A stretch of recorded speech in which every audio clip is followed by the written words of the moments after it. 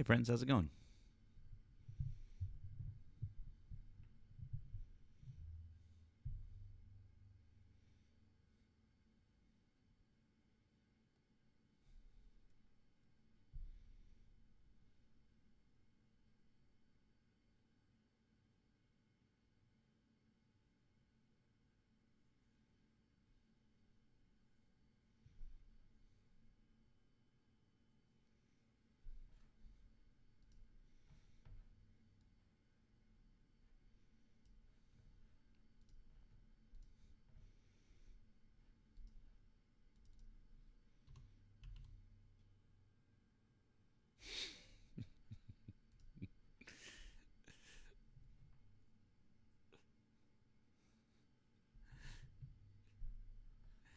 Welcome in, guys. Welcome in.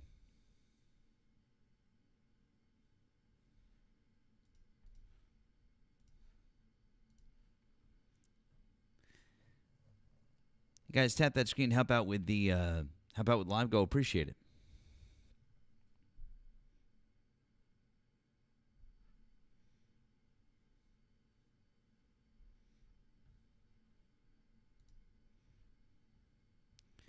Hey, friends, welcome in.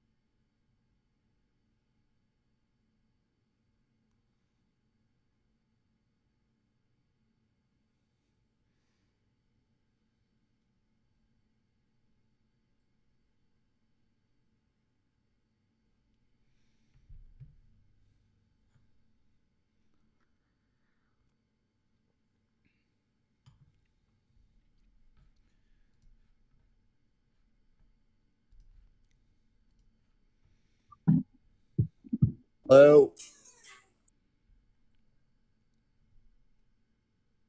Is this a podcast?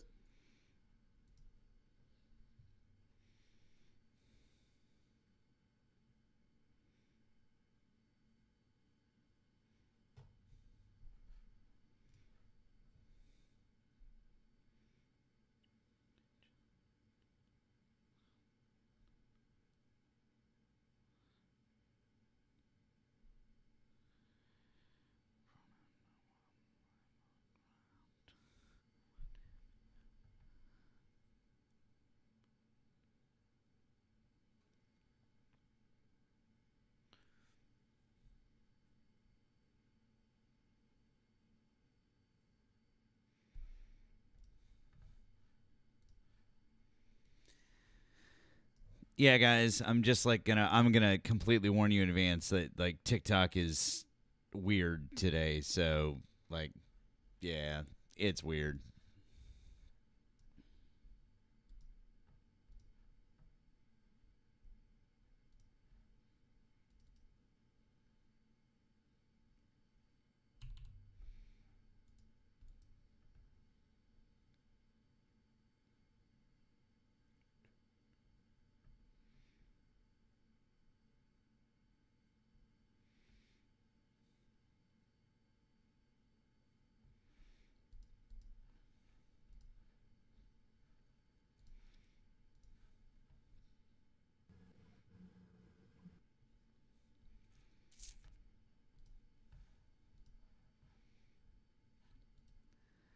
Let's keep tapping that screen. Help out with the live goal. We are going to start taking guests here shortly.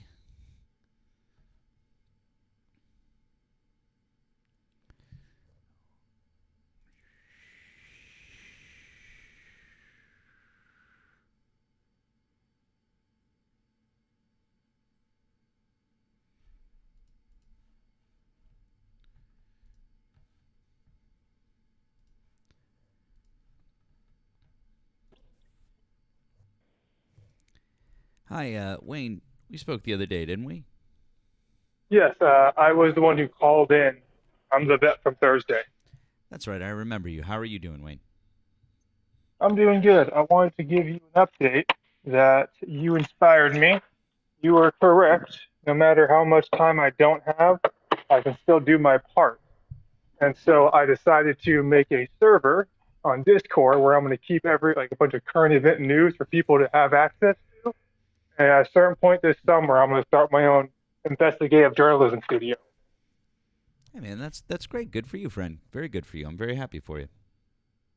So I wanted to give you that update that no matter how much time I don't have, because I'm at work right now, and I figured I'd give you a call while I'm working.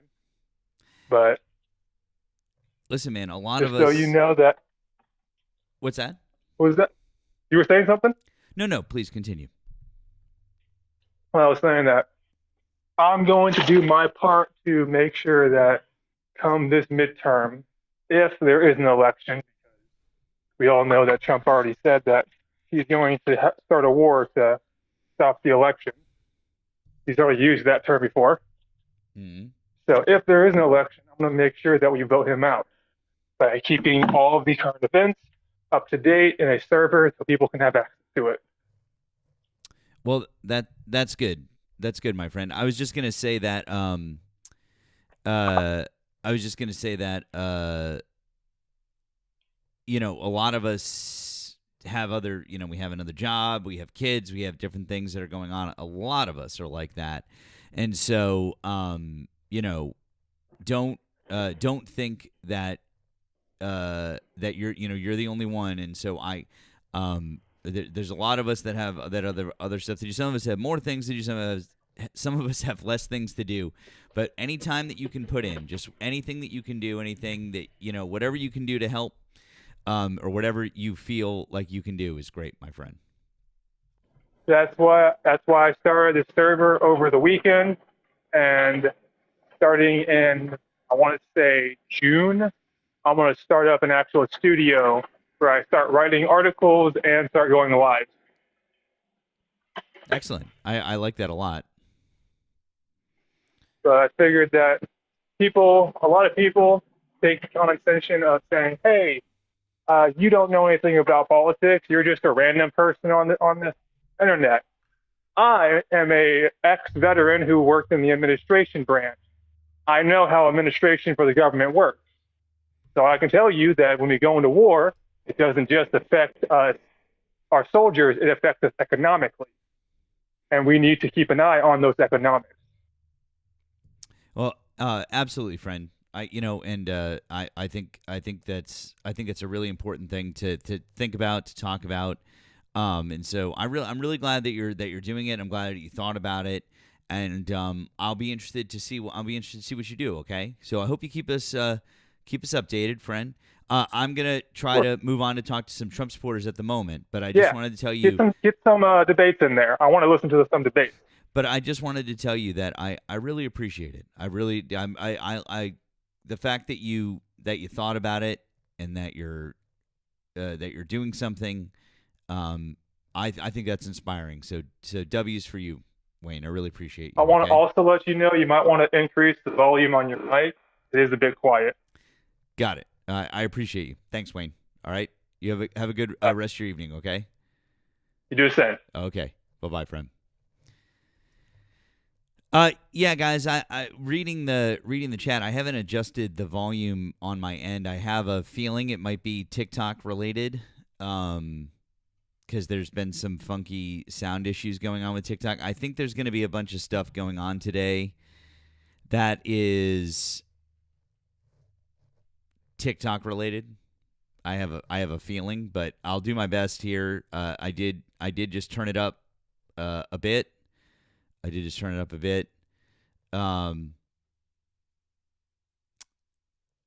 Got a little breaking news for you, a little flip in Arkansas, thanks to our friend Crystal. Democrat Alex Holliday has defeated Republican Brian Renshaw in the Arkansas State House District 70 special election. It's a flip from Republican to Democrat in Arkansas District 70. Take it. Nice. Fuck yeah. So, very nice. Very nice. So, like I said, guys, I did turn up a little bit. I don't know. Nemo, how are you hearing me? No, it sounds fine to me. Okay. Because some people in the chat were saying it sounds okay. Some people were like, no, I don't know. So, anyways. All right, guys, I am going to open up the phone lines. So if you're over on the tube and you'd like to call in, now is your chance. Now is your chance. We're opening up the phone lines. You guys know what to do. Please continue to tap that screen. Help out with the live goal. Help out with Nemo. Doing all of those things will keep us out on the FYP. So do all of those good things. And like I said, guys, I have a feeling we're going to be running into glitches tonight. I've been in and out of lives all day. There's been some weird shit going on. I don't know what they're probably updating some back end shit, and it's not going particularly smoothly. So here we are. So, Tonight's a big night. This is a very big night. We're also going to be keeping an eye out on Texas. We're going to keep an eye out on North Carolina. It looks like Roy Cooper is going to be the Democratic nominee, I believe, in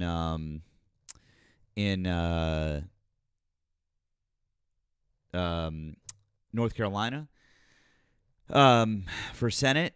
That one is going to be interesting. Let's see here. See if there's any other updates since I last checked here a few minutes ago. What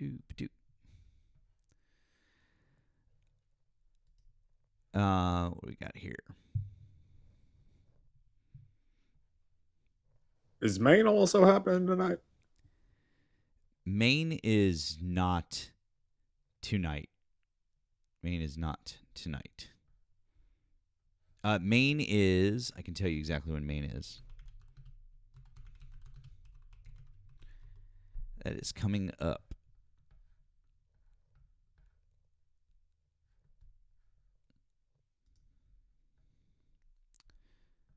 Hey, Keegan. Hey, friend. Maine is going to be...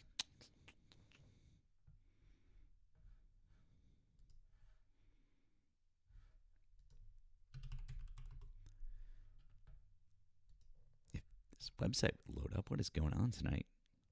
Is the entire internet glitchy? Holy cow.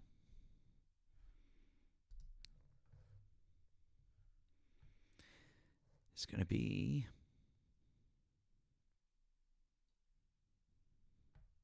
Because they haven't even had the debates yet. So, what's the date?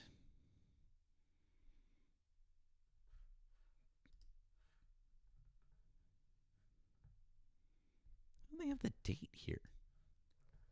What the heck?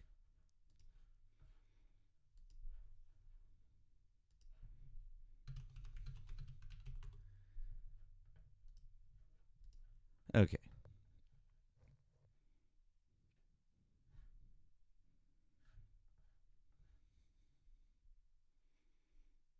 Some people can gift me and some can't. That's weird. This is strange. Yeah, there's some strange shit going on.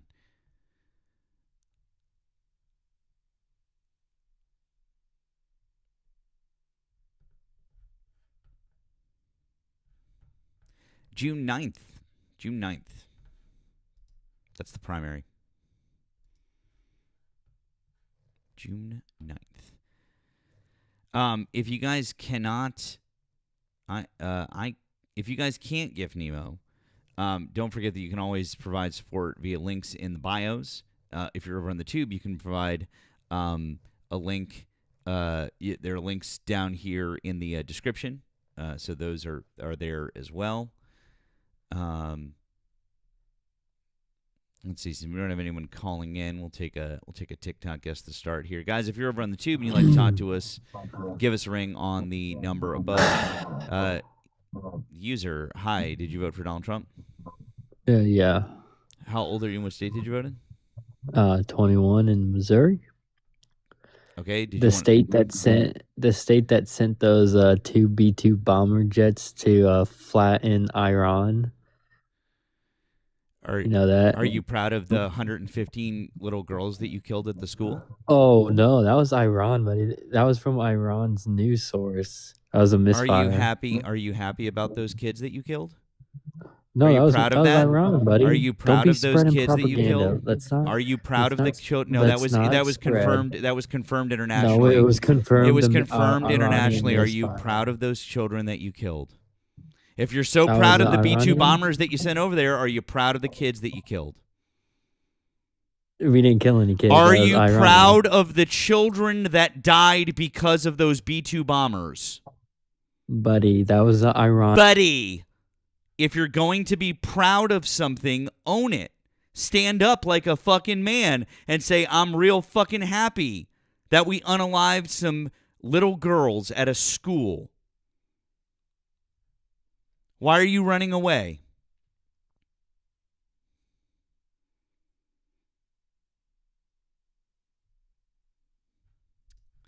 Yeah, bye-bye.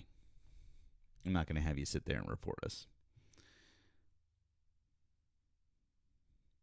No. He's back.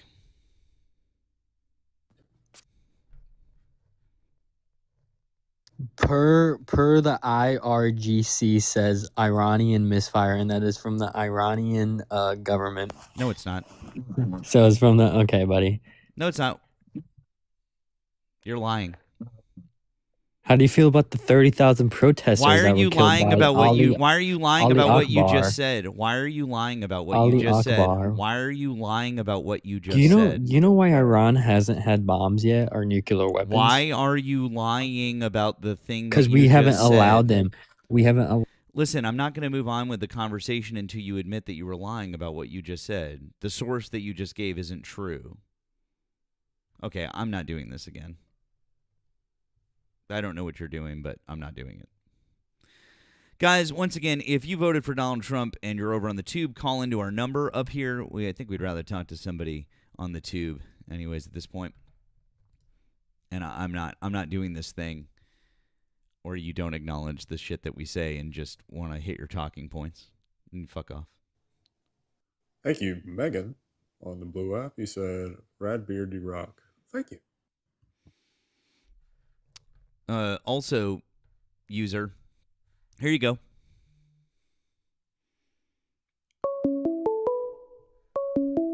Let me know after you called. Then I'll have a conversation with you. Hi, thank you for calling the stream. Did you vote for Donald Trump? Hey, Kyle. I'm not calling to debate. I wanted to say that I think that this shit is too retarded. Sure, bud. Whatever you say. That was the same guy, by the way.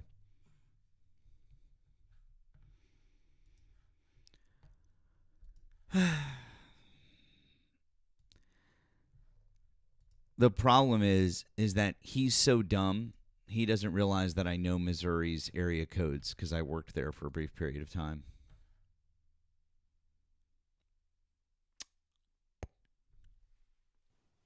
Well, something tells me they don't exactly have too many things to occupy themselves with in Missouri. They really don't. I think he's a little obsessed. So, yeah, just a smidge, just a titch, just a little. Let's check these races here. Who we got? Who do we have? With 58% of the votes in the Texas second, Toth is leading Crenshaw. That's interesting. You know, Crenshaw is the guy with the eye patch. Yeah. For those of you who don't know. That's an interesting one. Let's see who else we've got here.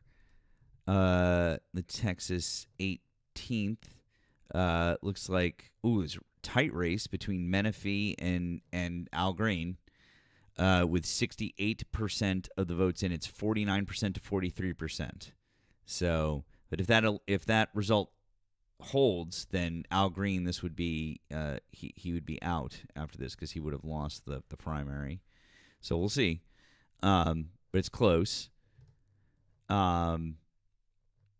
In Texas's 23rd, Stout looks like currently winning big, 55%, 23%, with 47% of the votes in.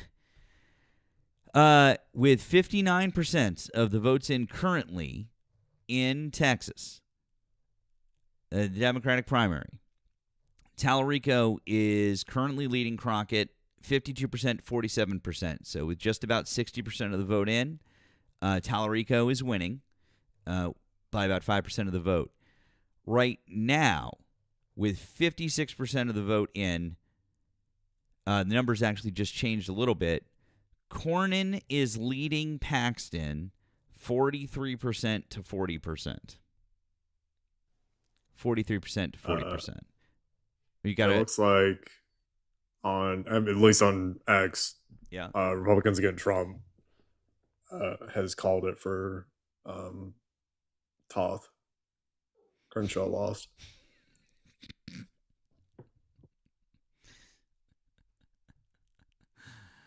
Oh man.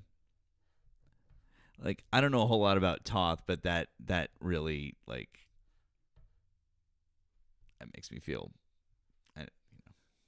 Yeah.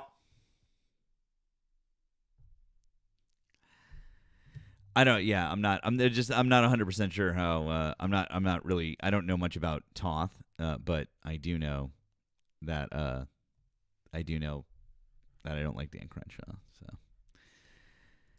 that's very interesting.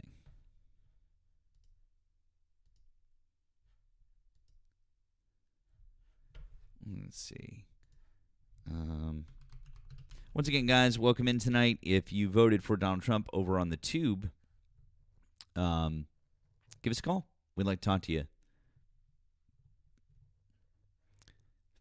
Businessman, ordained pastor, and politician serving as a member of the Texas House of Representatives.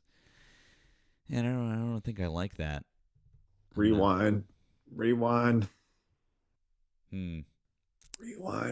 I'd rather deal with like some Rambo dude that's like low key racist versus whatever that was.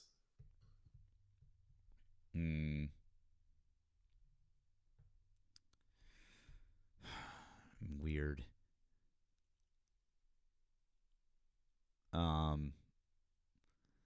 Yeah, he got the endorsement of the Gun Owners of America. Interesting. What are his FEC filings looking like? He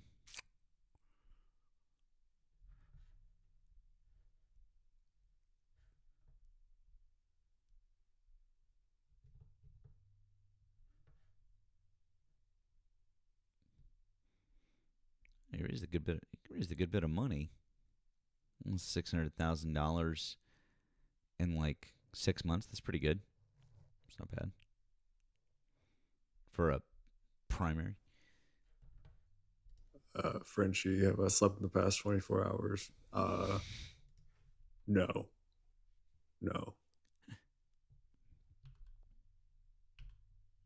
Let's see. I was taking a nap, and I had to pull through. I had to pull through tonight. Can't skip tonight.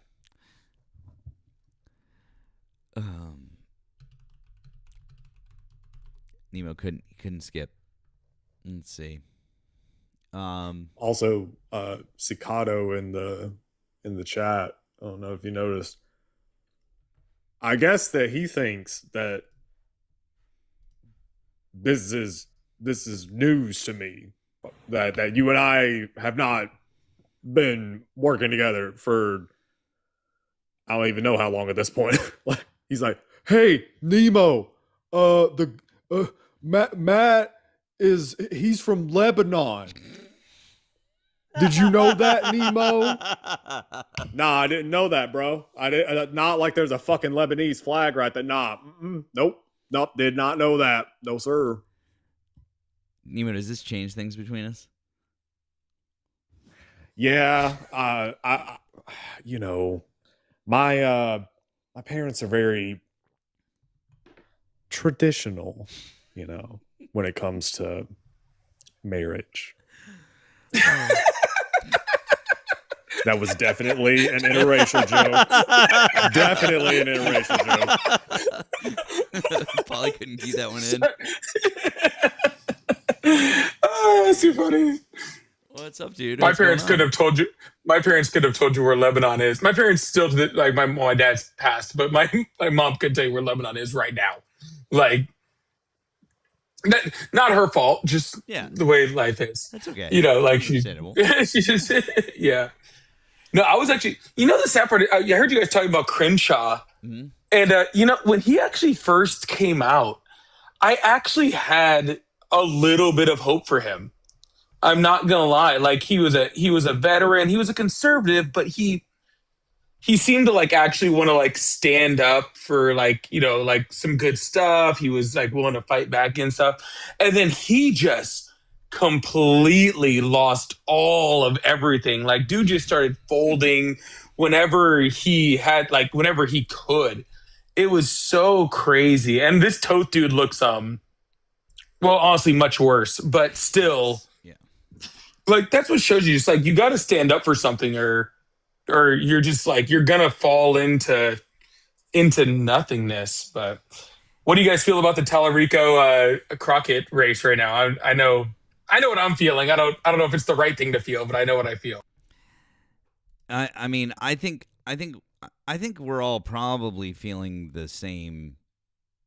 No, Lebanon, Vermont. Just call me Lebanon, Vermont. Or Lebanon, New Hampshire, depends which one. I mean, they're very close to each other. I mean, I think we're probably all feeling the same type of thing. I think in a perfect world, I really like Jasmine Crockett. I really would like to see Jasmine Crockett. I also am a realist, and I do think that given the state of Texas and its landscape, that Tallarico stands a better chance in the general. I mean, which is sad to say. I wish I wasn't saying that. I wish that this wasn't the America that we lived in, and I didn't say things like that. But unfortunately, I believe that. So. I'm going to say this about Tallarico, right? And I've been watching his videos like for a bit. He's actually has a pretty decent social media presence, and I like that about him. I'm just going to be honest with you. For like a super Christian, ordained minister, Texas guy, when he talks, he actually kind of makes me feel like I'm like, all right, dude, like I can kind of get behind you. You know what I'm saying? Like a little bit. And if he can do that for me and my super progressive ass, then I feel like he can probably rally some Democrats in Texas and some Republicans in Texas. And not that I don't love Crockett. I think Jasmine's amazing. She's definitely she's a bulldog, man. She's ready to take down anyone. You know what I'm saying? And like I love her for that. I just think Tallarico like has specifically what it takes to actually flip that seat in Texas. I agree. And I do want to qualify what I said before I let Nemo give his opinion as well, which is I really like Tallarico. And I think he's an intelligent guy. I like the way that he speaks. I love that cadence thing that he has going on. I feel the same way that you do. He can come off as he's got the inspiring thing, right? He's got it because he preaches. So I like Tallarico. They're that thing that bothers me is that just like that knowing you're like that's the reason why somebody can't win a journal. I don't love that. But if we're all being realists and we're all looking at the makeup of Texas and everything like that, it is what it is. But either way, I think they've got an amazing candidate on their hands. Which is I think it's like a no lose situation for the Democratic Party there, which I think is great. So, but what do you think, Nemo? Yeah, I think that they have strengths in different ways.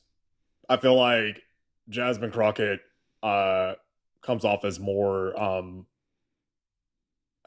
like raw and authentic in the not overly rehearsed kind of way. Tallarico comes off as he is more rehearsed, but it's like it's the whole pastor thing, right? Like if you've ever talked to a pastor in real life, you've probably heard someone that sounds kind of like James Tallarico. It's a cadence, right? It's reminiscent of like the Obama cadence, I guess. I think that is really potent in suburban white America.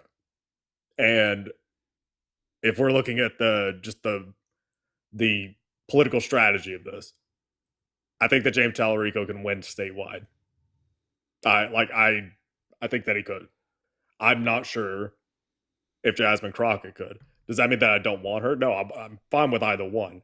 I'm just looking at this from a very cynical, there are a lot of racist white people in Texas. So, these things have to be factored in. I feel like one thing that has to happen with the left is there's idealism and then there's pragmatism, right? Or I guess destructive or self-destructive idealism and pragmatism, right? Is it fair that Tallarico has a better shot? No. Is it right? No. Should we change that? Yes.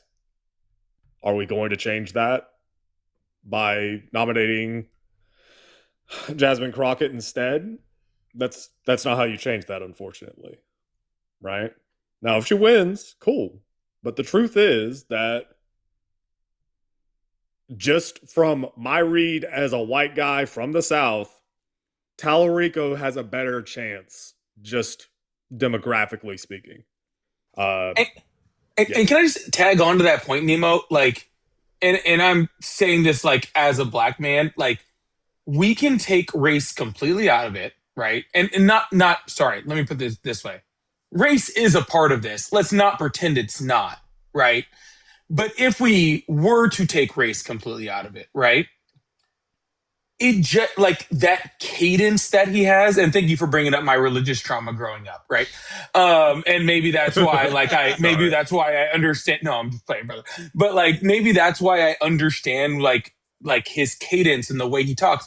You're right. He sounds like a pastor. He sounds like the people that I grew up with, and it gives this trusting feeling. And where like I have, obviously progressed to a certain point past my religious, my religious upbringing, the religious trauma that's come with that. Texas has not. You know what I'm saying? Like, if you picture them both as black, right? I still think Tallarico has a better shot, right? If you picture them both as white, I still think Tallarico has a better shot, and that's just because of the way that he speaks, who he talks to, the audience that he talks to, right? The way that he's able to relate things to a way that is just like the way he even kind of talks about things. Like he talks about things like gun control. He talks about things like he had a great conversation about, and I don't know if you guys saw the interview or not, but he was talking about like being against the cancel culture of the left, right? Like that's something that transcends like race. It transcends gender, right? It's just talking about like, hey, I think the left has been too far into this cancel culture pandemic, and I think that we've gone too far, and it's been a cancer towards the Democratic Party. Well, you're right, dude. I agree with you. Like that's something I can agree with, and I don't agree with Tallarico on everything. There's some things I definitely disagree with him on, and I think that he's a little bit too conservative for my taste, but too conservative for my taste just might be progressive enough for Texas. Yeah. I mean, I think that's fair, right? I'm not expecting, unfortunately, it's Texas Senate, right? I mean, I have yet to figure out the correct way to describe this about James Tallarico's skill that he does. I keep coming back to wordplay, but that's not that doesn't have like the right connotation. But like essentially it's wordplay. Like when he gives you'll see these clips of him either giving sermons or giving speeches on different topics, and frequently in the sermons he will loop in interesting angles and interesting perspectives into certain topics and end up with almost like a play on words kind of conclusion that ends up, I guess, advancing progressive ideals. I don't really know how else to describe it. It's like lyricism without the rhyming, It's definitely something akin to that. I actually think that's a fairly good way to describe it. I just think that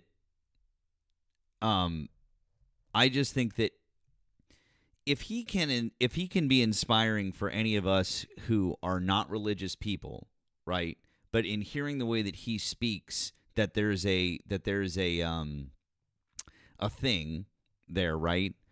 I think that translates also in the opposite direction. It has to go both ways. So if he's touching people on that one end, it's going the other way, because if he's doing it well enough to be inspiring or to hit a nerve with us and be like, hey, that's pretty good. And like I resonate with that.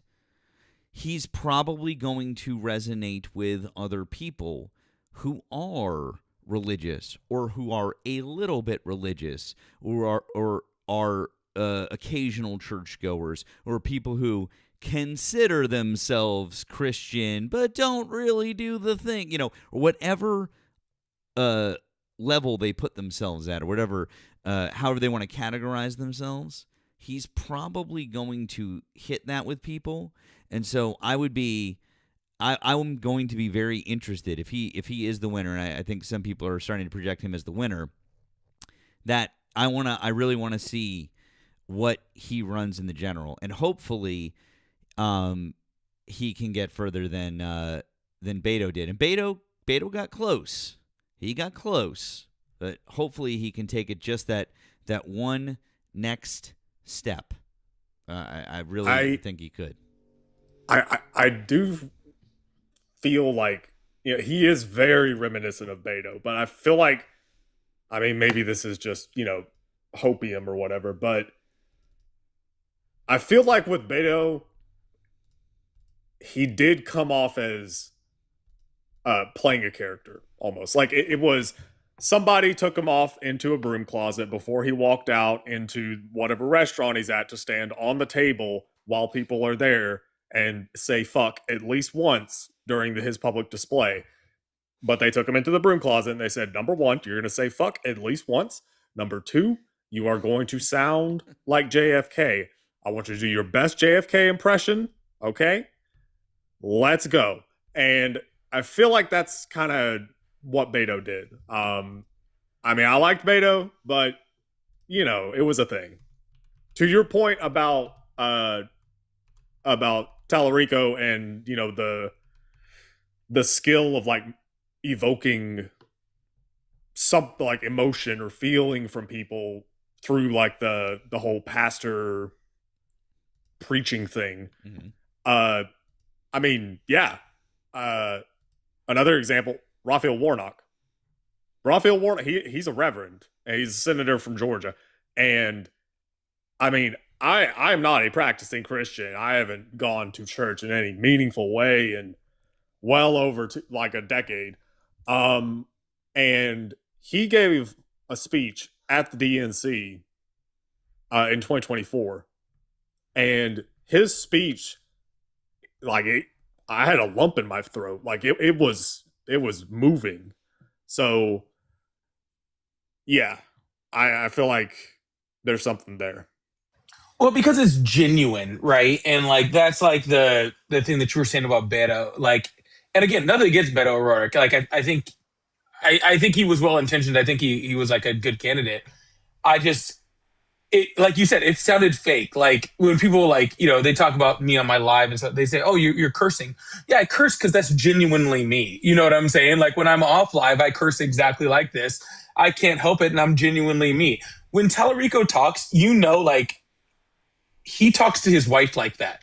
Like, and you know what I'm saying? Like, he talks to his I assume he has kids. I'm sorry. I don't know that for a fact, but I assume he has kids. I assume he talks to his kids like that. He talks to his congregation like that. He talks to people in his church exactly like he talks on camera. And so it really just comes off like he really means what he's saying, you know? And I think that goes so far. And I don't want to take this to, you know, too far into the presidential election and stuff like that, but I think that's what hurt Kamala Harris, right? Is like a lot of things that she was doing, like in her presidency, were kind of like forced DNC talking points, right? Like they were things that they had kind of guided her into instead of things that were genuinely her. Because I think that she was a lot more progressive than the DNC let her be, right? But you know, I say I'm not trying to take it that far, but what I'm saying is that Tyler Rico doesn't have that. He is what they were trying to make Kamala Harris, right? Like what they were trying to that tunnel that they were trying to force her into. Yeah. He's genuinely that, and you can just kind of tell, you know. I fully agree with what you're saying about Kamala Harris. Sorry, Matt. Go ahead. Oh no! I was actually just gonna say we have somebody in the box. Should we bring someone up? You guys want to talk to somebody, or should we keep this discussion going? I don't know, Polly. Do you want to talk, or do you want to keep talking this? I don't care either way. Doesn't really. What do you think? It doesn't. It truly doesn't matter to me. I saw someone in the chat. Can I address one person in the chat there real quick, just for fun, which I normally don't do? Somebody said Polly just lost so much respect for me, and that's fine, man. If me giving you my unbridled opinion on what has happened within politics makes me lose your respect, then such is life, man. Maybe I'm not the creator for you. That's the great thing about social media is like there's so many of us, right? And so you find somebody that more fits within your, you know, your direction of politics, and there's no hate on my part whatsoever, right? So, you know, you enjoy that, but I'm going to tell you what I feel, and that's what I feel is that, you know, is that Kamala Harris got forced into a corner, one that I don't think she should have been forced into. I think they should have allowed Kamala. I will tell you this: if Kamala Harris had been allowed to be the person that she had actually shown that she was when she tried to run in 2020, when she had like, you know, shown her actual progressive standpoints, when she had talked about her stances towards gun control and stuff like that, I think she wins.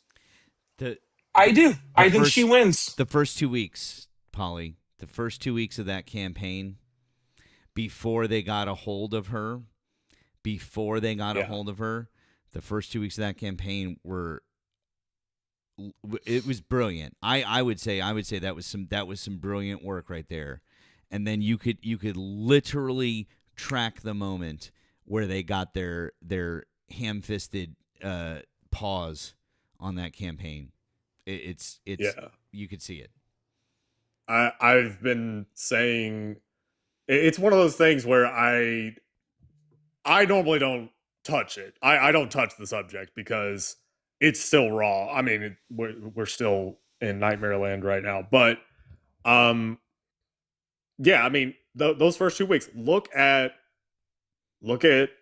Kamala Harris, and you can start the clock from when she picks Tim Walz, when the ticket is picked.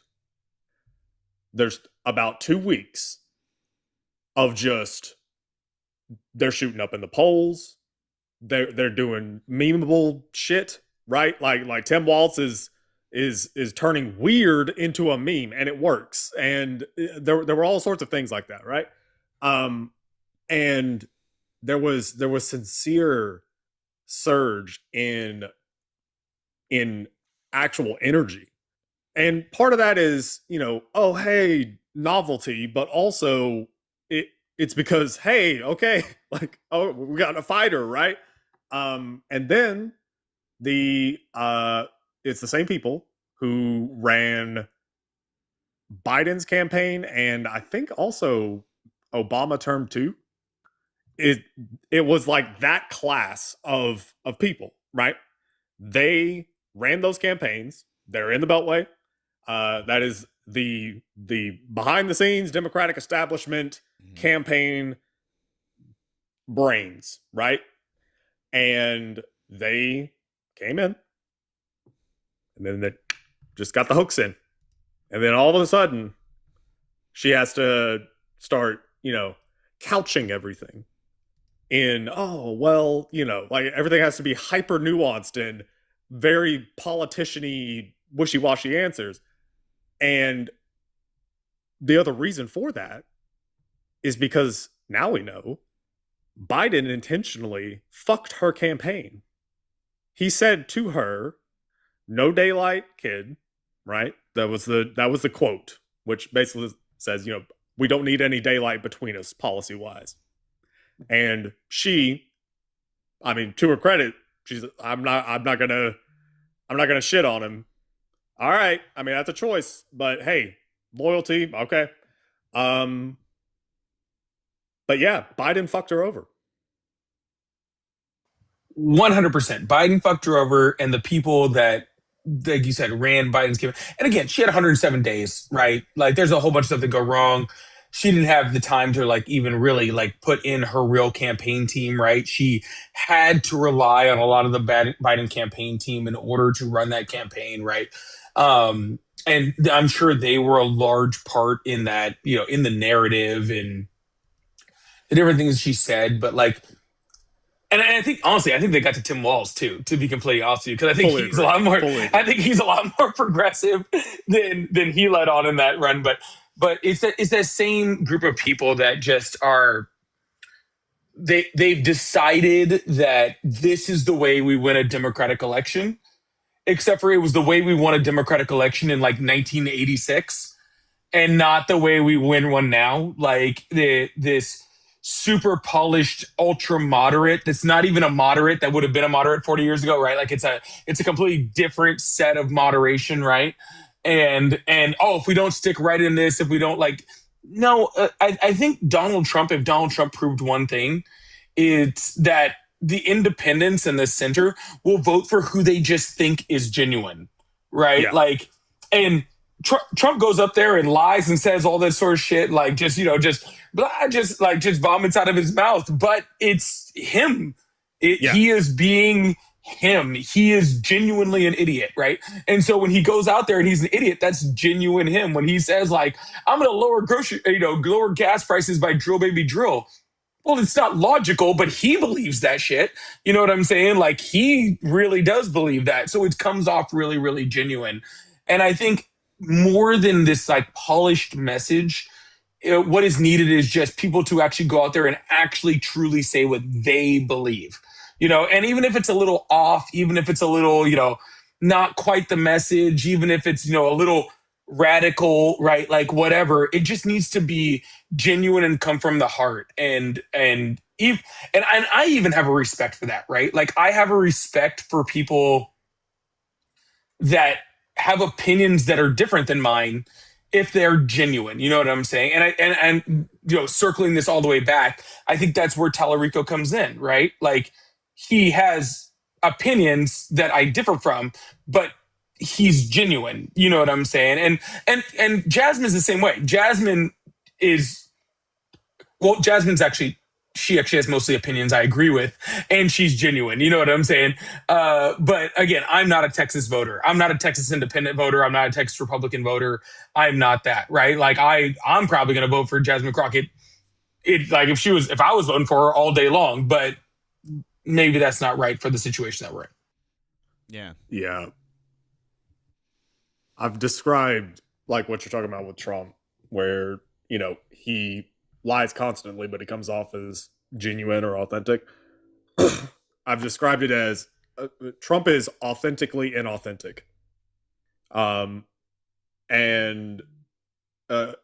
Put another way, he is an authentic liar. Like, he's a liar, but there is an authenticity to it. He's not playing a character, right? The closest that he gets to playing a character is, him pretending to be tough. But he's not playing a character. It's not a rehearsal for him. The speech that he is reading off of the prompter is probably the first time that he has seen that speech, and probably half of the words in the speech. 100%. This is reading Rainbow in action, and we're just, yep, what's up? Didn't he actually say that? Like he was talking about like his speech writers getting an award. He was like, it was something. I'll have to pull it up in a second, but it was something about his speechwriters. He's like, I don't know why my speechwriters would get any award. I don't read any of the shit that they're saying anyway. Like he just completely threw them under the bus, and like you could tell that that's the truth. And the separatists, you can see when he's actually reading off of that teleprompter, right? Like because it's so not genuine, right? Like I bad English, but still, it's not genuine, right? Like when he was talking about affordability at the State of the Union. It was just so robotic and just like I'm being forced to talk about this subject and I don't want to be, Yeah. And then when he goes off talking about like, how Democrats are crazy, now he's in his sweet spot. Now it all sounds genuine, right? And so, yeah, it definitely changes around. What's going on, Nicholas? How you doing, man? Yeah, Hey, how's it going? What's up? Texas voter here. Hi. You are. That's why I deferred to you. I figured you had something to say. We've got Nicholas on the line. 36 Texas voter. What would you like to say, Nicholas? Let me preface this by saying that regardless of who wins the primary, I will be voting for them in the general election. I am not, while I am very much one of those, like, we need to advocate for, like, politicians that align with us, you also just need to vote for people in the fucking party if they win. So, let's talk Texas voters. Texas has more registered Democrats than it does Republicans. It does. That is a statistical fact. However, when people hear that, they think, well, why doesn't Texas ever get any progressive, like, candidates? Well, Texas is gerrymandered to fuck. Like, I don't know if you're familiar with like our district maps here, but it's gerrymandered to fuck. So what does that mean? It means that you need Republicans to vote with you in order for candidates to win here. Tallarico, in my opinion, now whether or not I think he is a better candidate, I think in the state of Texas, he is more likely to win for one reason and one reason alone.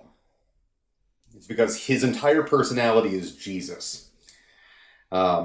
He, by virtue of that, builds a permission structure for Republicans in Texas to vote for him. They think, I like this person. I'm also a Christian. He's a Christian. I can vote for this person. But also, it's also for me, the way the campaigns have been run. I have a bit of an issue with the way Crockett has run her campaign. Because in the state of Texas, because again, it is a conservative state. She has ran her campaign against Donald Trump. She has ran her campaign attacking the Republican base and like disparaging voters in that block, right? Tallarico, on the other hand, has been trying to build inroads with Republicans and has even gone so far as to say, if she wins, people who vote for me should vote for her. She ran an attack ad against Tallarico. So it's not really one and the same. Now, personally, I wanted Tallarico to run for governor here in the state. That is what I wanted. That's not what happened. I think Jasmine Crockett is an amazing politician. I just don't see her, based on the way that she ran her campaign, winning. But also, if she were to win the primary, Abbott would absolutely pull out all the stops against her. More so than I think that he would against Tallarico. I genuinely think that, now this is also under the assumption that Cornyn actually wins the Republican primary and Paxton doesn't. If Paxton were to win the Republican primary, I mean, I could probably go throw my name on a ballot right now and I would win against him. So Ken Paxton is loathed in this state by everybody. Like that was one thing that I was curious about, because what are the odds that Paxton is going to actually beat Cornyn? It's close. I mean, so it looks like that. It looks that way from the polls, but I'm surprised. It's already officially gone to a runoff. By the way, it's already officially gone to a runoff. Yeah. Holy shit! Yeah, That's crazy. It is like, I don't understand why people are voting for Ken Paxton, because everyone here hates Ken Paxton. People despise, Republicans in the state despise Ken Paxton. I genuinely think that if Paxton were to win, if he wins, Republicans will vote Democrat out of spite. I mean, oh, go ahead. Sorry. Well, that's what I was confused about because, and I mean, I don't know that much about the Texas politicians, but my understanding with Cornyn was he was kind of more seen as more of a, I don't know, in more of the McConnell-esque kind of wing of the party, more establishment, power, leadership type. And so he had that like cred going into this. So he would actually be formidable as far as a senator. But I mean, apparently not. Because Paxton's got like a shit ton of baggage, like you said. And so here's another thing too, because I've seen a couple comments popping up about like, well, Jasmine's a fighter. If you're not local to Texas and you don't pay attention to local Texas politics, Tallarico is as well in like the Congress here in Texas. I mean, he's been a pretty staunch advocate for like women's reproductive rights, for LGBTQIA plus rights. Like he is, it's just all behind a like mask of the Lord. And like, that's just kind of his personality, which I mean, as someone who is a Nerf gun and a fedora away from being a militant atheist, that's not really like my vibe.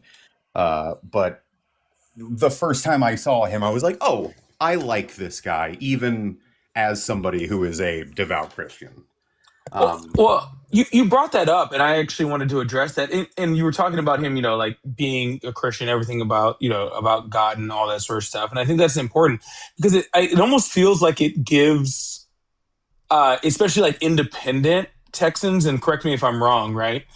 The permission slip to vote for some more progressive type policies and not be against the church, right? Because I know that a lot of the things I see about the church in Texas is it pushes a lot of right-wing policy. So it kind of gives that permission to kind of move like more a little bit to the left and also still be under that umbrella.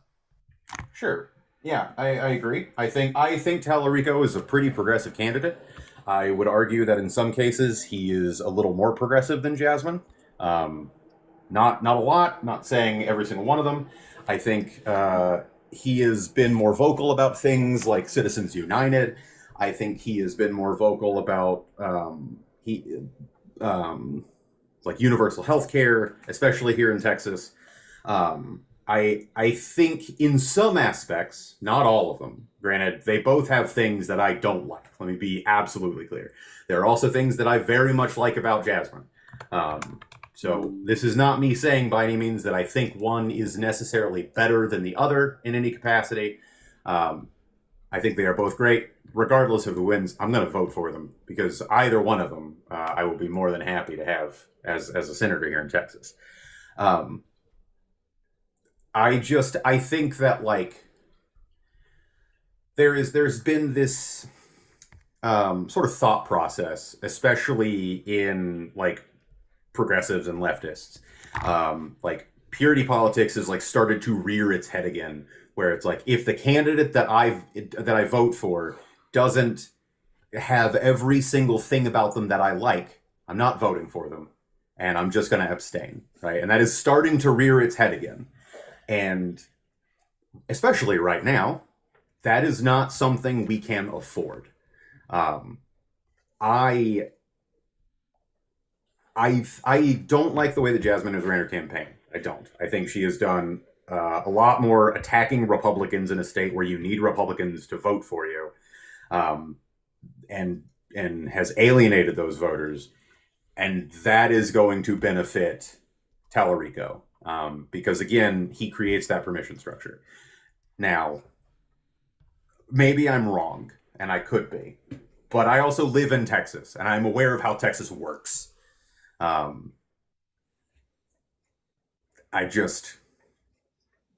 don't like the way she's ran her campaign. That's been my biggest gripe.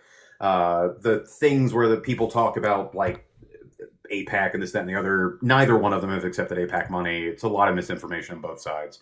I don't like the way she's ran her campaign. I don't like the way that she is attacked. And granted, let me be absolutely clear. me be absolutely clear. I do not like the fact that in Texas I need Republicans to vote with me. Let me be fundamentally clear. I do not want them to sit at the table with me. But I live in Texas, and that is the reality that I live in. Can I just? I want to just add something to that, and for everybody who's listening to this and doesn't understand, because it's actually really funny. People know I live in Florida, and I live in a very, very red part of Florida, right? And I was telling some people on my live a couple weeks ago that I went to a sandwich shop and Fox News was on, right? And they were like, "Oh, if Fox News was on, I would have just left the establishment." And I was like, if I left every establishment where Fox News was on, I would starve. Okay, like my county the county I lived in carried Donald Trump by 50 points. 50, no decimal in there. Okay, 50 points. Okay, I live all the way in it. You know what I'm saying? So I understand that, like, I told, like, a lot of people see this and they're like, oh, like it's a matter of this or it's a matter of that, and oh, we need these more like. You a lot of people I don't think like quite understand like what it's like to live in some place that's that red and to understand what is needed in those red places to turn them.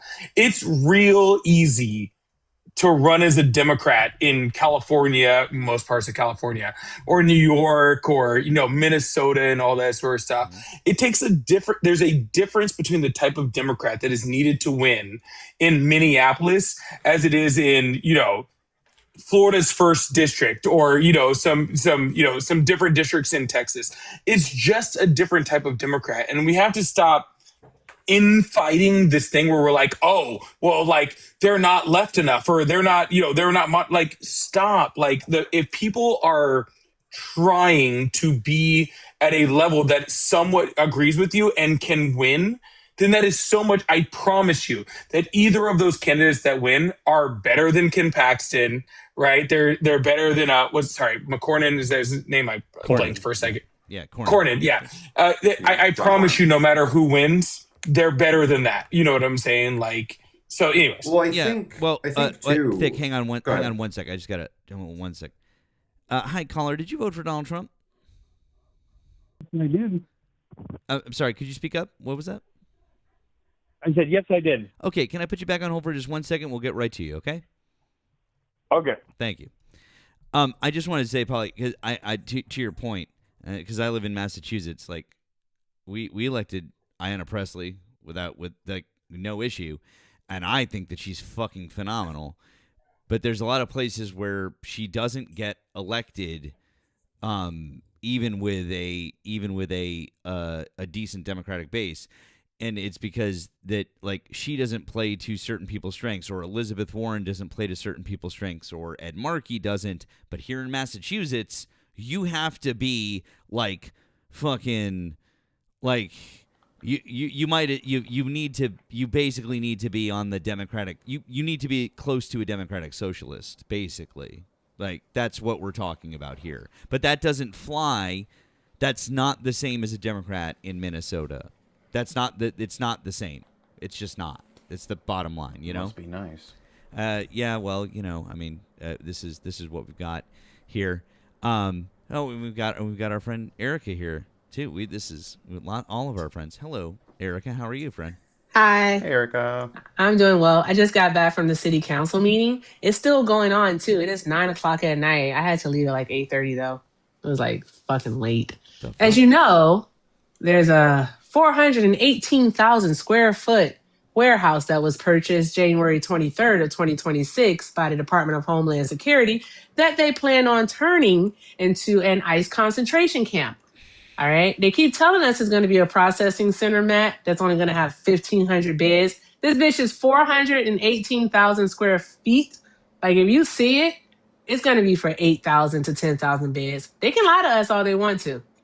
All right. Bullshit. But yeah, they want that shit done by November 30th. Not to ruin the vibe. I'm disappointed. I don't live in Texas. I'm just disappointed though. To add one more detail to that vibe, and you might want to dig in on this later. Apparently, DHS is stockpiling weapons. I've seen that allegation. I've not dug into that one. But yeah, Oh boy.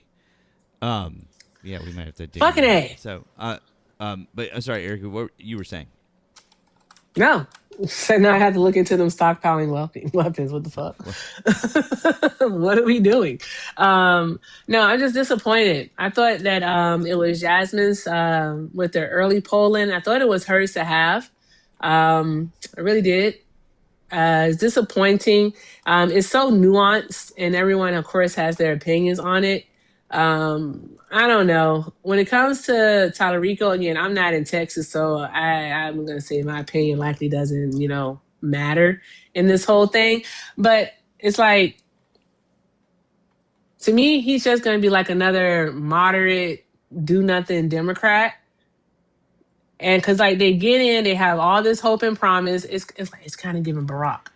They have all this promise. They get in, they want to do all these great things, and then reality sets in, and just I would nothing ask comes with what it. what that's based on. That's just based on an inkling because I don't follow Texas politics a whole lot, right? It's just it's an inkling. Call it intuition, women's intuition. But that means nothing in the grand scheme of things. As you know, I'm very self-aware, astute, and I'm not stupid. So I know Sure, that I'm means not absolutely by no nothing. means not implying that you are.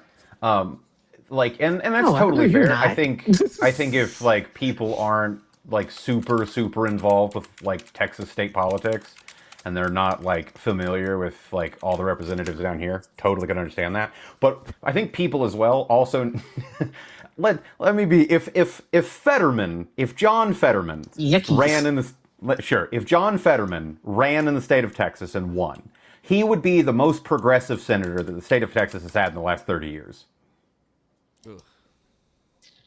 And So do you think that Can I just, sorry, can I just add one part to that? I don't think Erica's wrong. Like, I don't think that she's wrong when she says that Talarico might be a do-nothing, like, senator when he gets in. Yeah, exactly. I think he might be. And I also think that is so much better than Ken Paxton. I think that is so much better than John Cornyn. And I think that Talarico has a better shot of beating those two people. Like, And I that's don't the just, sucky I part, don't, though, Polly. yeah. No, and again, I agree with you. Yes, I believe if Jasmine Crockett were to win the primary and to beat both those two, I think she would do more. 100%. I just don't think that she can beat them, and I don't think, just because of the way that Texas is set up, I don't think that she can beat them, and so I believe that Talarico is a better option than the Republicans. I don't think either of them would be a do-nothing, like, Democrat, honestly. Like, Talarico has been very active in local politics here in the state of Texas. Like, he's never been the kind to, like, fold over on, like the things that at least I think are genuinely important here in the state of Texas. Like, he has been very vocal. I don't think either of them would be. Now, granted, I also think, like, there's not really as much, like, that from him that draws the same level of attention that Crockett gets. And for obvious reasons. I mean, she is a lot more, like... She stands up. She says what needs to be said, and people actually appreciate that about her. That she stands up and says the things that have to be said. Yet Yes. when it's time to like support her and put her into positions by way of our vote in which she can actually have an impact on it, what do we do? All right, what do people do? They discard her and they go for the other person. They go for what I consider to be the safe option. So it's typical. I don't disagree with you that like she's been very vocal about those things, but Texas has also been the like proving ground for a lot of like right-wing ideas over the last like several decades. We can look at like women's reproductive rights, LGBTQI issues. Christian nationalism is rampant here in the state of Texas. And especially here in the state of Texas, Talarico has been like very, very adamant about being the kind of person who will look that straight in the eye and say, like, this is a problem here in the state of Texas. I think for Texans, I think he is a better choice. I think if we are looking at this from a national level, I think she would be the better choice. If we are just looking at this as what is in the best interest of Texans, I think Tallarico is a better choice. So I'll actually disagree with you there. I honestly don't think that Tallarico would. I think he would be better at her, even on a national level. I think that like Erica's right. Right? She stands up. She says what people like. She says the right things. She's a fighter. She does all the things, and I think that's awesome for us. Right? I don't disagree with you. I'm saying it's amazing for us, for myself, for Nemo, for Matt, for Thikolas, for Erica, for all of us that also stand up and fight and and punch and go at people like that. I think that's amazing. I think for a lot of our followers, it's that way. But I don't think that that's so much the case for your general independent voter in Texas. I think that what we see as what we really like might not be the most electable thing for what we like, what the general voter in Texas thinks. I mean, let me also be clear. My pick for governor is also not going to be the front runner anyway. So, I think at the end of the day, I think everyone has valid points. Like you could genuinely go in a lot of different directions with this. I think at the end of the day, that what we need at this point, at this juncture, at this point in time, what we need someone who is not a Manchin, a Sinema, or a Fetterman. Yeah. As long as they're not that, because Erica, I get what you're saying, and I have those now. After Fetterman, it's like that fear is very that like it's like I think we all have PTSD from that one. Like that, like honestly, that one shit's crazy. that shit was crazy, exactly. But I don't think either of them would be, and I don't think Tallarico would be. I think that as long as we have a senator who is willing to do the votes and to move with the party, and not be that thing that holds us back like those people did, like Sinema and Manchin did during Biden's term, and like Fetterman clearly will here. We will be okay. We will be okay. I just want to get past. I just really want to get past that. Clarification. You know what I mean? That's really what I'd like to see. And you're describing that like, you're describing that do nothing Democrat. I'm just saying, like you're describing that, but guess what? But I'm just saying that do nothing Democrat still gets us one more vote. Like I know, right? In a seat that we wouldn't have, right? Exactly. I think we also need to recognize that like Fetterman also literally has brain damage. Literally, He does. As somebody who like my aunt who used to be like kind of liberal had 2 back-to-back strokes, and now I see nothing but like hardcore Republican I support Trump shit on Facebook all the time, and I'm like, what happened to you? Are you saying brain damage causes Trumpism? This might be a correlation causation thing. I've seen it twice now. It's a very interesting phenomenon. I don't understand what happens there, but it's very interesting, to say the least. All right, I didn't hear no. Yeah. Well, did anyone get also this? Did you guys know this? That the U.S. is actually they just launched a military operation in Ecuador. Yes. I was just reading on that a few minutes ago. Yeah. Erica, given the state of things right now, can we start sentences with something else other than the U.S. launched? Honestly, that scared the shit out of me too. Honestly, she said the U.S. launched. I'm like, my inside went I felt my stomach drop for a second. Guys, do you guys remember when we still had Paris on the map? Yeah, it's not there anymore. Hope you got to see the Eiffel Tower while you could. I'm supposed to be going to France in like a month and a half, and like I need the world to stop.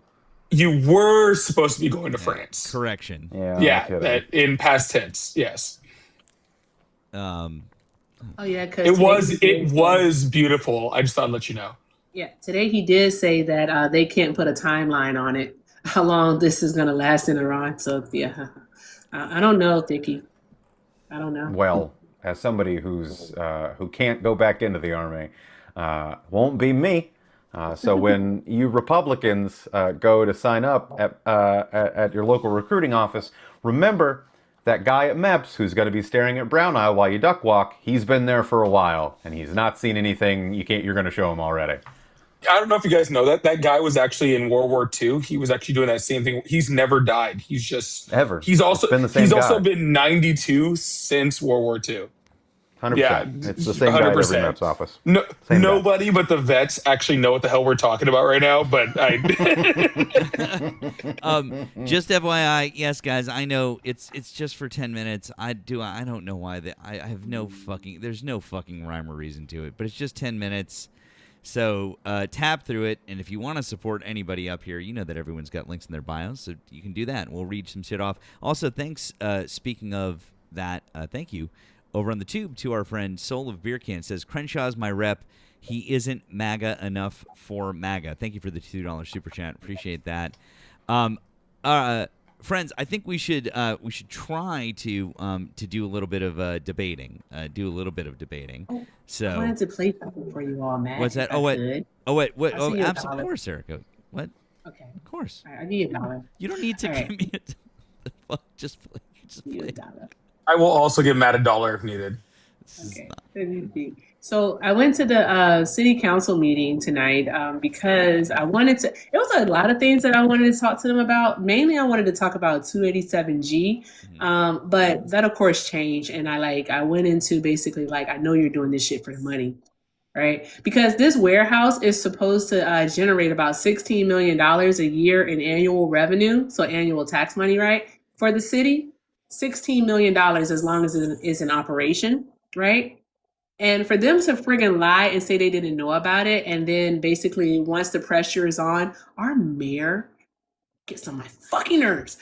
He gets on my nerves because he's just like, well, nothing we can do. And it's like, yes, the fuck there is. You can do something. Arizona's weird the way it handles cities. Like you really can't do anything except for basically deny them because they didn't do an environmental study. But if they do an environmental study, then boom, you're gonna have to let them do it. And then you also can do a public nuisance ordinance for them. And that's what the Attorney General Chris Mays is looking into doing. But again, our mayor is like, nothing we can do. And I'm like, you got my fucking nerves, you fluffy marshmallow piece of shit. And then, excuse my English, but with that being said, during the public comment session of the town hall meeting, the very first person to speak was an older woman. And I kid you not, guys, I'm clipping the fuck out of her, all right, because she's a psychopath. She's a psychopath. She legitimately looks like the sweetest old lady ever. This bitch gets up there and starts saying the most egregious stuff out of her mouth. Egregious. I was like, this cannot be real. I said, there's no way. We were fuming. I also got to meet a gentleman who's running for the 8th district out here for the House seat. So hopefully I can set up something with him. But yeah, this lady, ooh, she really is stuck in my craw. I'm going to play it, guys. Listen to this crazy. This shit is crazy. Let's hear it.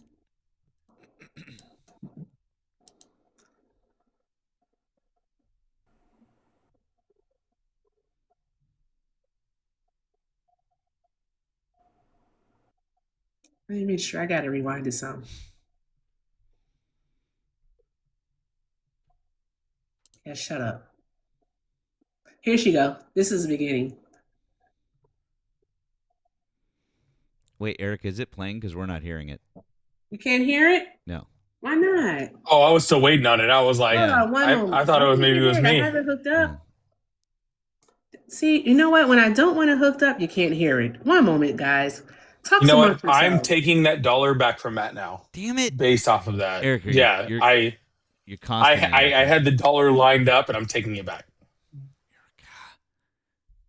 Damn it, guys! Keep doing all the good things. Speaking of Erica, if you haven't gone to ericaeffect.com and gotten your Do All the Good Things shirt, you should. You should go get your Do All the Good Things shirt. Also, you can get your I'm Smarter Than a Trump Supporter mug, which I think I've decided that I need to add to my mug collection. So that's absolutely a thing that we're doing. So, yeah. I should get that for my dog. Get drink out of it. You should. Can you hear this? Can you hear the song? No. Is the song your air conditioner? Because that's all I hear. It sounds like wind just blowing into the thing. Fucking A. It's not hooked up. That's why. One moment, guys. I'm a genius. Speaking of do nothing, I just noticed that. While we've got this momentarily interlude, There we go. Sorry, Thicky. Go ahead. Richard Blumenthal, the senator from Connecticut, the Democratic senator from Connecticut, says, quote, "It looks more and more likely there will be boots on the ground, and we have no idea what the goals of this war are." Yep. And Trump has given no justification to Congress. But no. Yeah. Well, the Pentagon has also said that there was no justification for it. Yeah. All right, Erica, what do you got? Let's hear it, friend. Let's hear the crazy old lady. All right, give me 2 seconds. I'm so sorry, guys. No, that's me and fine. technology sometimes get along, but then people look to me for help on their like OBS and stuff. That shit's crazy. Okay, one moment. Where is the crazy old bird at? There she goes. I hate YouTube. It's not easy to friggin' do the thingies on this thing. Audience, I know everybody feels passionate the way that they do, and this is. Oh, this is when the mayor told us to stop yelling at her. Of the audit presentation, by resolution, I am asserting that the city has not Mad, I had it paid for perfect. any training, orientation, or therapy that presents any form of blame I'm or gonna- judgment on the basis of race, ethnicity, or sexual orientation. With that, I'm asking that Mayor and Council accept our assertion that we are in compliance with state requirements. She's almost coming up. Open to the public. Madam Clerk, any request to speak? No, sir. I'll close this item to public. Council. Mayor, if there's no discussion, I move to approve resolution 2026-23. Second. So moved and seconded. Please cast your vote. It's coming. I'm sorry, guys. This time we'll do a call to the public. Madam Clerk, again, your But the request to speak suspense is worth it, I Yes, Mayor, promise. I have a list. So as we've done previously, what I would like to do is queue up 5 names. If I call your name, please try to come to the center of the room so that you can come up to the podium at that time. And we also have a few seats up front, so if you want She to better be. sit while we're talking, It needs to be better than Jolene last night. This Perfect. I'll bitch read is the first 5 crazy. names. But- First, oh, Marsha Hill, oh. Lisa Everett, Georgia Stillers, Linda Stillers, and William Stillers. Here we go. Normal speed. I'll turn it up. Thank you, Mayor and council members, for this opportunity. Hope you I guys just can want hear to it go better. on record to state that I am against any of the mosques being built in or around the Surprise area. As we've seen in these last few months, there's been a lot of activity on that end, and to have no neighborhoods that are strictly for Muslims. We've seen that happen in some of the other states like Texas, and they've had a big problem with that. Well, recently, we've all seen what's been happening in New York City and Detroit and Minneapolis and the late, great state of Texas. And we've known Muslims have immigrated here to the United States for decades and decades, either legally, illegally, or they've been invited by the United States government, providing they bring in several $1 million. But then they settle, and then all of a sudden there's an explosion of people, and they can virtually take over a city in time. And that's what we've seen in several of the cities, especially up north. And a lot of these people I know personally, and they're very hospitable, very kind, if they're not called to a jihad, if you know what that is. That was me and the guy. Oh, boy. 1 second, please, ma'am. Fuck this lady.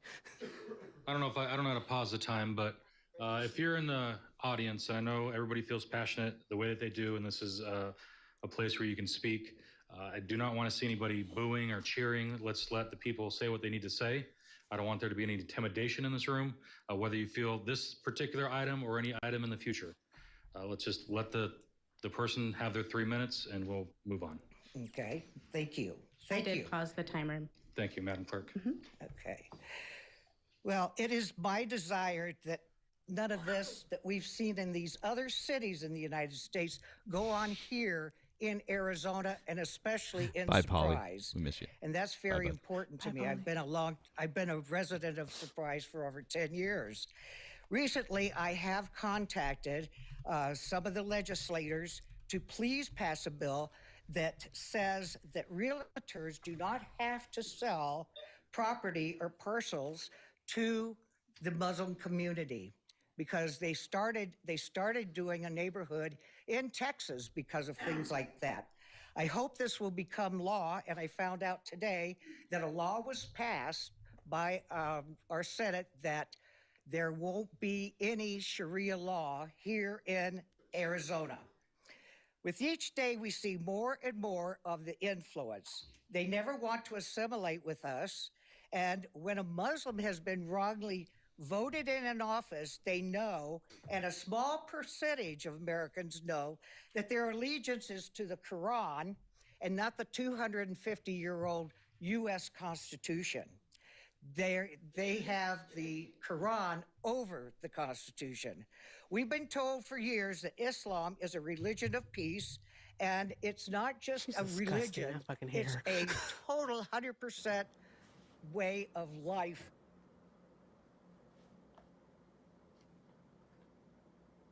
Her mic All got right, well, cut thank off. you. Her mic got cut off. Your ability As you come to to not scream at that woman is Oh, we did impressive. scream, and then we did. She was the very first person to speak. We did scream at her, but the mayor then said, "Hey, any more outbursts, you'll be escorted out." So we had to like grit, because oh my god, she Oh, made that's me what I'm so saying. angry. I'd have Oh, been yeeted. oh, she made me so angry, and she just lied. She lied. She lied. She lied. She lied. Like Dearborn, Michigan, of course, as we all know, because we can fucking read, all right, is the second safest city in Michigan. Second safest city, all right? No one here is practicing Sharia, all right? No one's practicing Shakira, all right? Shaquanda, what the fuck ever. No one's practicing law, okay? It's not happening. Where do these people come from? Well, if Republicans also knew anything about like Sharia law, then they would probably be more into it. That's what you think it is? Well, I mean, no, I'm saying like traditional like like what they think of Sharia law. If they knew more about that, they'd probably like advocate for it a lot more because it aligns more with their fundamental ideas. They'd be real into it.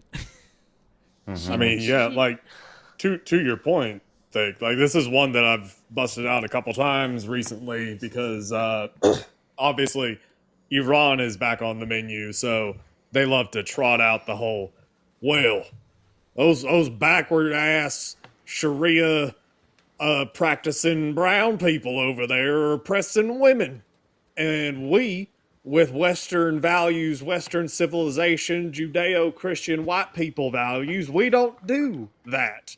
No, we just bomb a school full of them.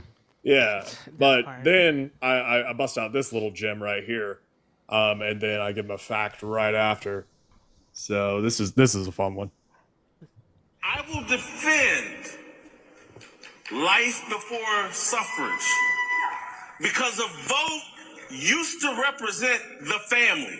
When we were a culture that really valued family and really understood the natural order that God intended, man serving God, woman following man who serves God, man and woman developing and nurturing children, you only needed one vote per household because that vote was about the entire family, as they have destroyed our family structure and made this all an individual pursuit. So that is Jason Whitlock, who I don't know this guy, but apparently he's got like some kind of sports podcast or something. Don't know him. But anyway, that's him saying, hey, life before suffrage. So before women had the right to vote. And if you caught the logo right behind him, that's Turning Point USA. This was a couple years ago. He literally was a keynote speaker at Turning Point USA talking about, hey, let's strip women of the right to vote. And then here's your fun fact. Women in Iran have the right to vote. which is just, I mean, it's so ironic. Like, yes, they are absolutely oppressed in Iran, but if you're gonna sit here and pretend, oh, they don't let them do anything, they're fucking backwards. Theocracy. Yeah, dude. We've got people here advocating to strip women of a right that they are literally given in Iran. Yep. Which is wild work. It's crazy shit. I have one more to play if you'll let me. Sure, friend. What do you got? Let's hear it. Oh my god. Matt is so nice to me. Everyone, can we do like all of the good things for Matt because he's nice to me? I mean, all right. I mean, I'm a lot as Hector. I mean, we're friends, right? Yeah. Okay. As Hector, it's a lot to be my friend, though. I'm trying to tell you. I mean, the half-hearted job. from Erica I know, there. right? It's just like I'm like, all right, fine, I'll deal with it. It's a very demanding job. Hey, let me see. I'm trying to get through this lady right here and see.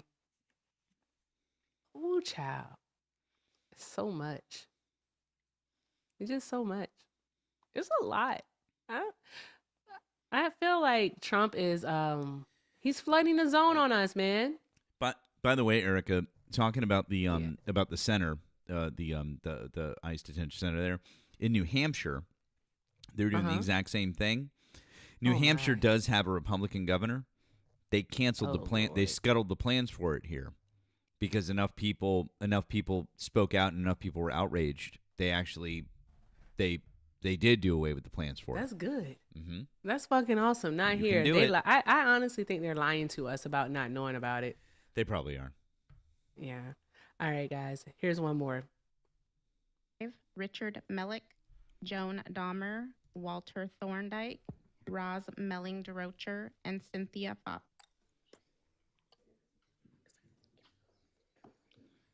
All right. Sir, you can stay seated, and I'll let you up next. Thank you. Go ahead, ma'am. Okay. Good evening. All right. Good evening, Mayor and Council. All right, so you're asking us to trust an administration that has lied to the American people time and time again.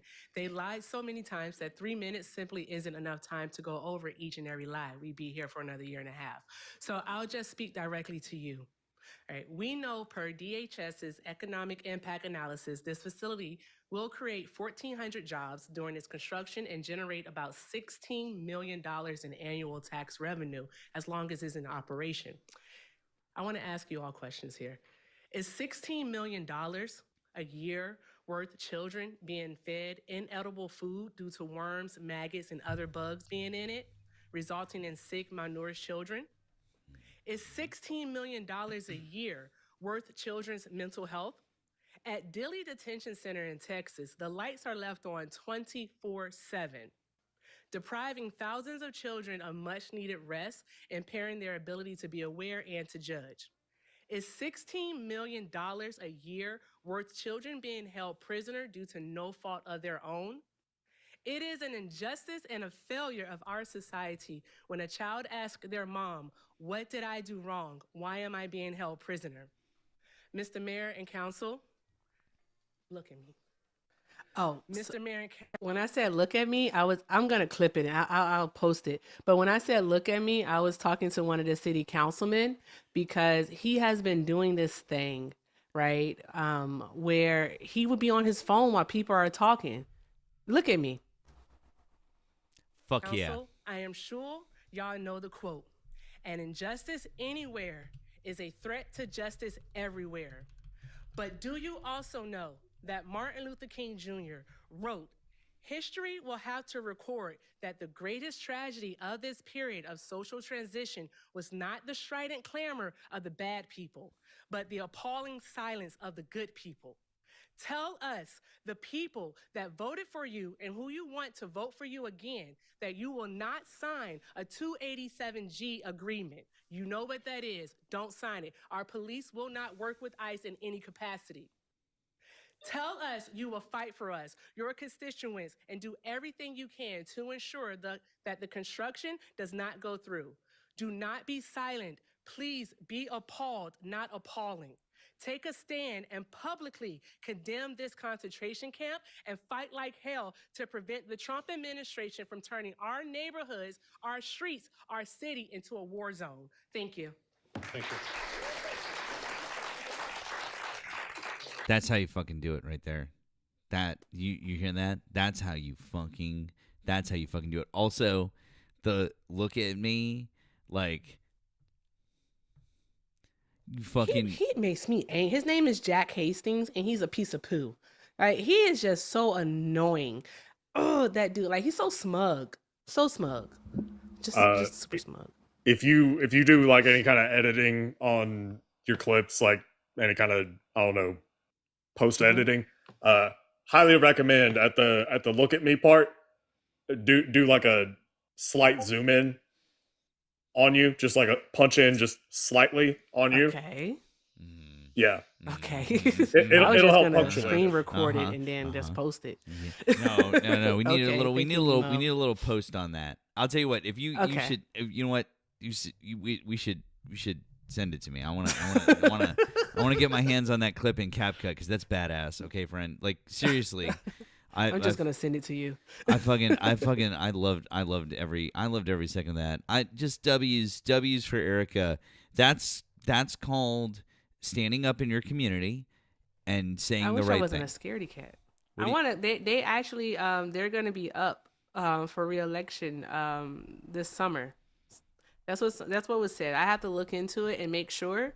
And then I have to like truly look into it. I had a part of me for 3 seconds that wanted to run for city council, and then I was like, Bubba would never allow it. He wouldn't.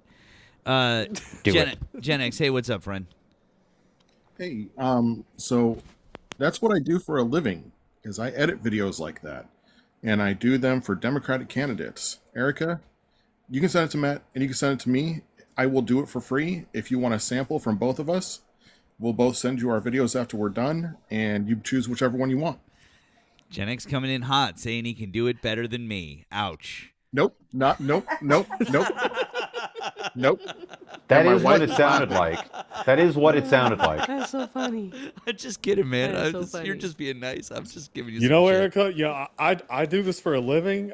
Matt just, he volunteered his services. I'm the professional. Matt's just a fucking amateur. I think that That is we'll funny. provide our samples, and I'll give some references while we're at it. Okay.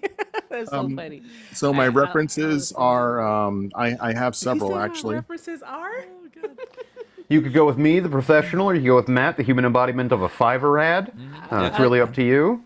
I will literally just send it Madam over. And Musil whatever over happens, here. happens. But on Matt, my I just own want to let you live, know, on my Matt own has an live, too. edge. That's my friend. Matt, I love you. You can kick me because I'm sorry. No, I No, love you. you're I good, love you, dude. Fred. I'm just giving you a hard time. W's for Gen X. We appreciate you, man. Reach Thank out. you, love. All I'm saying is- I'll send it. Send it to him. He's a pro. All right. Also, friends. All right. I am gonna drop. I'm gonna drop you guys down because I do have someone Okay, wait. bye.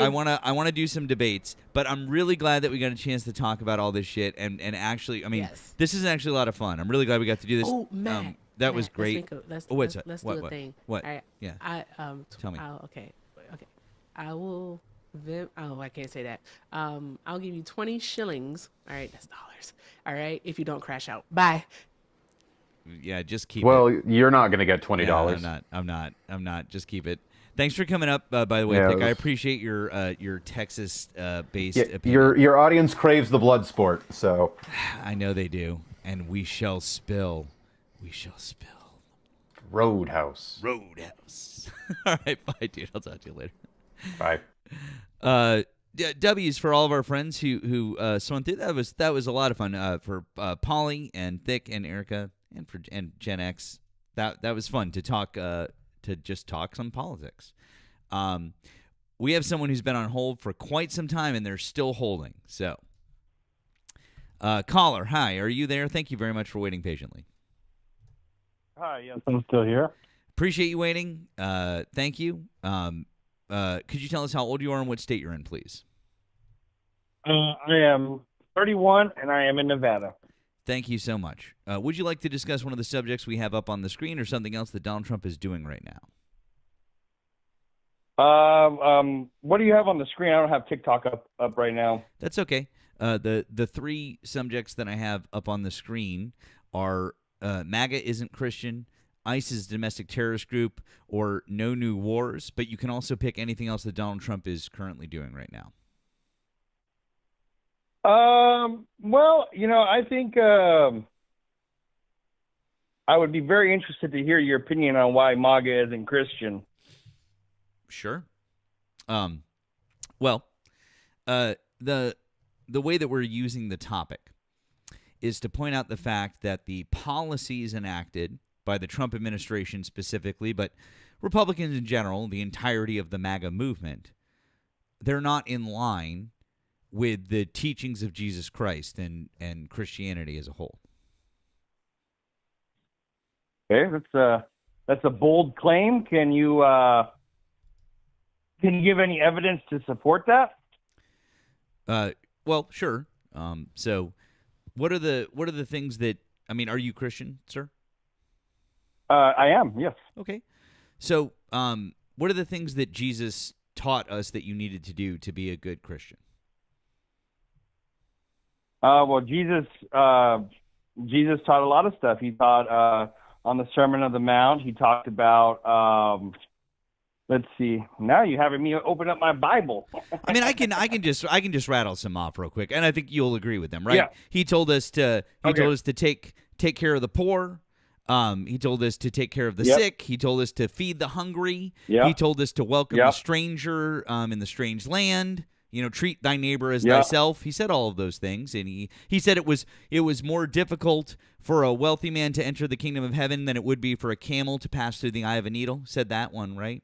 All of those things. So Jesus was pretty keen on not having wealth, being kind to everyone, helping as many people as you possibly could, even if it came at the expense of your own self and of your own monetary enrichment, right? Just you're supposed to do as much as you can to put other people in front of yourself. So when you look at the Trump administration, Republicans as a whole, what legislation are they putting forward that helps people? Because all I see that they're doing is taking things away from people who are genuinely in need.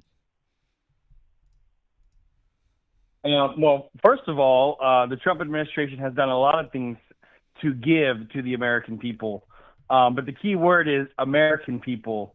And could you tell me some of the legislation? I'm sorry, but when you say he's done a lot of things, could you maybe tell us some of the legislation that you're talking about? So what legislation? Yeah, absolutely. Trump created the Trump Savings Account for children that for the next 4 years that are born are going to have at the expense of not only the United States government, but he also secured a individual backer. I believe it was the H.P. Hewlett billionaire that is also going to be using his money to fund this. And every child born is going to receive $1,000, and that is going to be able to be when they turn 18, they'll be able to withdraw that, and on top of whatever money their parents contribute to it, completely tax free. Mm-hmm. I think that's a great idea, and I haven't really quite honestly. I'm sorry, but I want to just hold on, just time out real quick though. That wasn't one of the things that we talked about that was a principle of the teachings of Jesus Christ, really. Also, when you say something like that, it sounds really disingenuous when you put it up against the fact that he's going to be taking insurance away from roughly 17 million people who desperately need it, like women and children. And poor people, and also the fact that he's already tried to take SNAP benefits away from people who need them to live, even though the program was fully funded. So when you start talking about things like that, it really kind of tarnishes the whole, hey, he's going to give $1,000 in these accounts, which still remains to be seen exactly how all that's going to work or how it's going to shake out, or if that money will actually be available to people after he's president, because the government is notorious for doing things like saying that they're going to set up accounts and give people money, and then people don't get that money after they do it. But neither here nor there. But even assuming if he does those things, it's pretty well canceled out by the insane amount of people that are going to be hurt by his actions with the big, beautiful bill. Right. And so, and I just don't agree with that. I just don't agree that the big beautiful bill is going to hurt people. I think that it's going to help a lot of people here. You know, I live in Las Vegas, Nevada, where I mean, I don't know the actual percentage, but everybody that I know personally is being affected for the better from the big beautiful bill, because now they're having to not pay taxes on tips. And people who are making, I got friends who make a lot of money in tips, but the casinos report it, and they don't have the luxury of not reporting because it's all cash tips, because the casino is the one that and they do it automatically. And now all of a sudden they're like, well, now I have an extra $800 a month, you know, I hate to, I wouldn't my have friend, had before. My friend, I'm so sorry. I hate to break it to you. That's actually not how that works. You do realize that the no tax on tips isn't something that you get in your paycheck. The no tax on tips is when you file your taxes. It's a tax credit. So no one's paycheck has changed as a result of the big beautiful bill. That's not how it works. Right, but it's going to result in more money in the pockets of the American people. It's so I don't understand. Hold I don't on. understand. Time You know, out. for people Yeah, for people to say that Trump's not doing anything, I think that he is doing stuff, and I think that it's very disingenuous on your part. I'm trying that to explain to you. I never hear the Democrats say one good thing that Trump does. I'm trying to explain Like, to you the can fact you name that anything? I'm trying to explain to you the fact that although you look at those things as benefits, and by the way, the no tax on tips things was a Bernie Sanders policy. Donald Trump didn't even come up with that, and there was a bill already in Congress by a Democratic senator. Actually, your Democratic senator was the one who proposed that. But neither here nor there. It really wasn't a Donald Trump thing. They just threw it in so that people like you would go, look what Donald Trump did for us. That's really all that it is. But the point is, those things are canceled out by the fact that, A, he's taking so much away from other people in the big, beautiful bill. And it's not just my opinion, sir. It's the Congressional Budget Office that says that these things are going to happen. You know, the nonpartisan organization in our government that rates bills and marks them up and goes, hey, this is what's going to happen if you pass this bill. There's that part. But then there's also the second part that is a huge issue here, and that's tariffs. Okay. And since tariffs are a tax on the American people, it pretty much kills any advantage that we would have gotten from the big beautiful bill. Well, I argue that most Americans are largely not affected by tariffs. So they are. Obviously, Well, it's going to be. Can you give me the opportunity to explain why I don't believe that they're affected? Why most Americans aren't affected by tariffs? Sure. So, because most Americans by far tend to shop at stores like Walmart, and Walmart has enough buying power. Walmart themselves has even said that they've been able to mitigate most effects of the tariffs because all they're doing is they're turning to the Chinese supplier and they're saying, you're going to eat the cost of this, right? And they're saying, no, we're going to raise the prices. And Walmart's telling them, well, you know, I have a distributor in Vietnam that I can turn to, and I'll never do business with you ever again. Now, just real quick, I just want to check one thing real quick before you go on, my friend, and I'll let you talk to Nemo. Can you see the screen or can you not see the screen? No, I cannot see the screen. Okay, I was just checking because I do have an article from February 20th, 2026 from CBS. Walmart and other big companies say tariffs are forcing them to hike prices. Yeah, because they're. I'm sure that there is some effect, but it's not nearly as big as they would like it to seem. Because I'm still shopping at Walmart. You know, I just went to the store yesterday. The prices here have been relatively stable. Sir, within 3 or 4%. I understand that you going to the store and you seeing something is great. I could also tell you an anecdote about me going to the store, and so could Nemo being in Georgia, and I'm in Massachusetts, and we could all say 3 different things. But what we actually have to do is go by the data that's available nationally, and then we have to go by what Walmart says and does nationally. They might not raise prices quite as much in your area. Different things happen.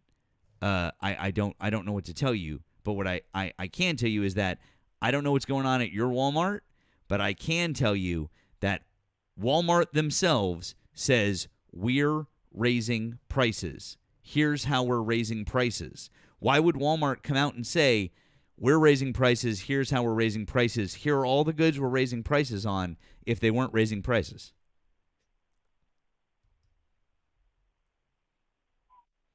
Well, that's just a company's going to look for any reason to raise the prices. They're not going to lower the prices either. I promise you, once the tariffs are gone, they're not going to lower the prices either. You're right. We agree on that. You're absolutely right. Yes.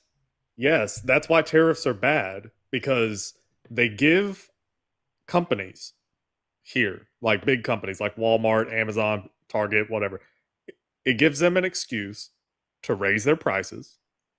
Whether or not they're doing it because they're just passing along the cost, it gives them an excuse, right? So they can blame it on tariffs. And then, even after the tariffs go away, they don't have to lower their prices. That's why tariffs are bad, because tariffs create a new floor, like a new artificial minimum for the price of whatever it is. That's why tariffs are bad. But anyway, we are getting off the topic of the Christianity part. Okay. I do think that for example, I know that it's nice to be able to give to people and help people and do this and do that. The problem is that the American people are kind of fed up with being taken advantage of. And I'll give you an example of clear cut being taken advantage of American people.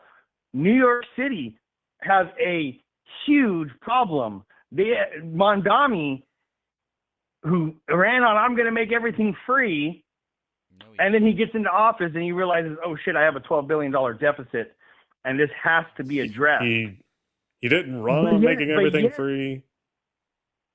But yet, he still, out of this $12 billion deficit, wants to give $1.2 billion for the fiscal year of 2026. He wants to set aside $1.2 billion for immigrant services. I think that is ridiculous. I think it's a slap on the American people when you're saying to your people, we're going to have to raise property taxes, which is in turn going to raise your rent, because no business is just going to be like, well, raise me the benefit 20% of my tax. I would kind of agree with you on the raising of the rent thing if Mamdani didn't also do a rent freeze, which he has done. So rent will not be raised. Well, we'll also see how that plays out in the courts too, because that's also being highly contested. So, is it? Because rent freezes have happened in New York before.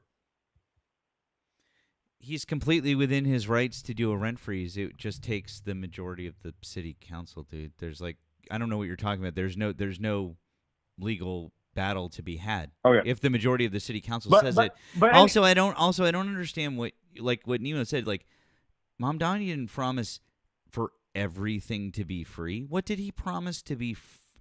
You say everything. What did he promise to be free during his campaign? Well, he ran on that. I'm going to make subway free. No, and I'm going to he make the didn't. buses free. No, he ran on bus fare. He said he wanted to make bus fare free. That's what he said. Right? Right. Okay. That was it. Yeah. What else? And you said everything. That's one thing.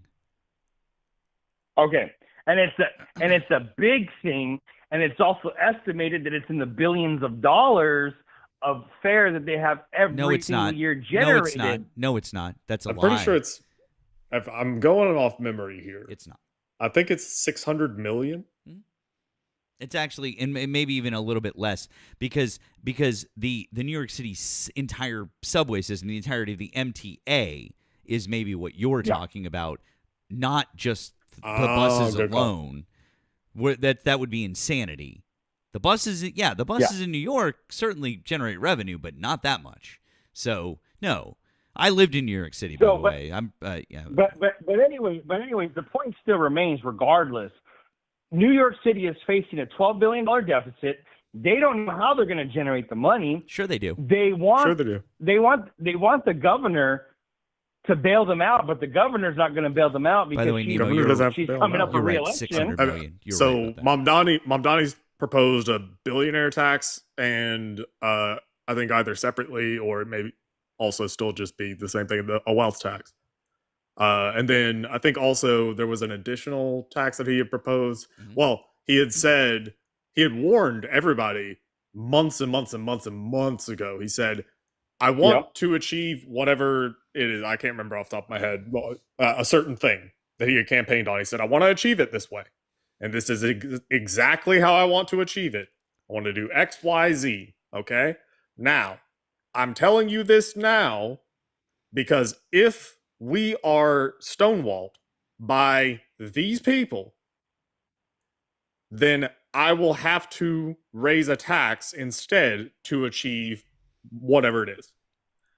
Fast forward to now, and Republicans are dishonestly pointing out, oh my God, Mamdani comes in, he's raising taxes. He's raising taxes on New Yorkers. He said, hey, I wanted to go about this without raising a tax, and then I was prevented from doing that. So now I have to do it this way. I mean, it's just a reality that's governing, right? But I mean, as far as Mamdani is concerned, I understand that Republicans are looking at him as I don't know, enemy number one. I mean, hopefully that's the future of the Democratic Party. So he is the most popular mayor in the entire country. Well, we have the honeymoon phase. We'll see once the honeymoon phase is over, his popularity level. So I mean, that's how long does the honeymoon phase last? Because, historically, the first probably I would say the first about 9 to 12 months is like a good honeymoon phase, and then once he's into like year 2, it'll definitely surge over. I mean, it is just a fact that every candidate has a honeymoon phase where they come in. Yeah, I mean, I agree that there's always a honeymoon phase. But so, I mean, I don't know if 12 months. I guess it depends on the position. So it's irrelevant. I just don't understand. I don't understand how you guys can justify spending $1.2 billion on immigrants when you're facing this it is a fiscal crisis. $12 billion. It's a lot of money to come up with. $12 billion.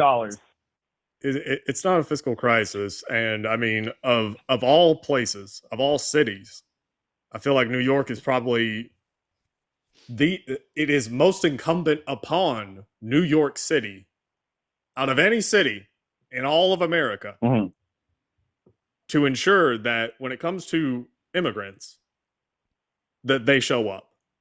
Because what do you think about when I say New York City? Like picture in your head, what are the first 3 things that pop into your head that you imagine, like image wise? I'll tell you exactly what pops into my head. 9/11, resiliency, and coming together. That's okay. New York City. That's the New York City. Let me change it a bit. Well, okay. So let me change the thing. What landmarks immediately pop into your head? The first 3 that pop into your head with New York City.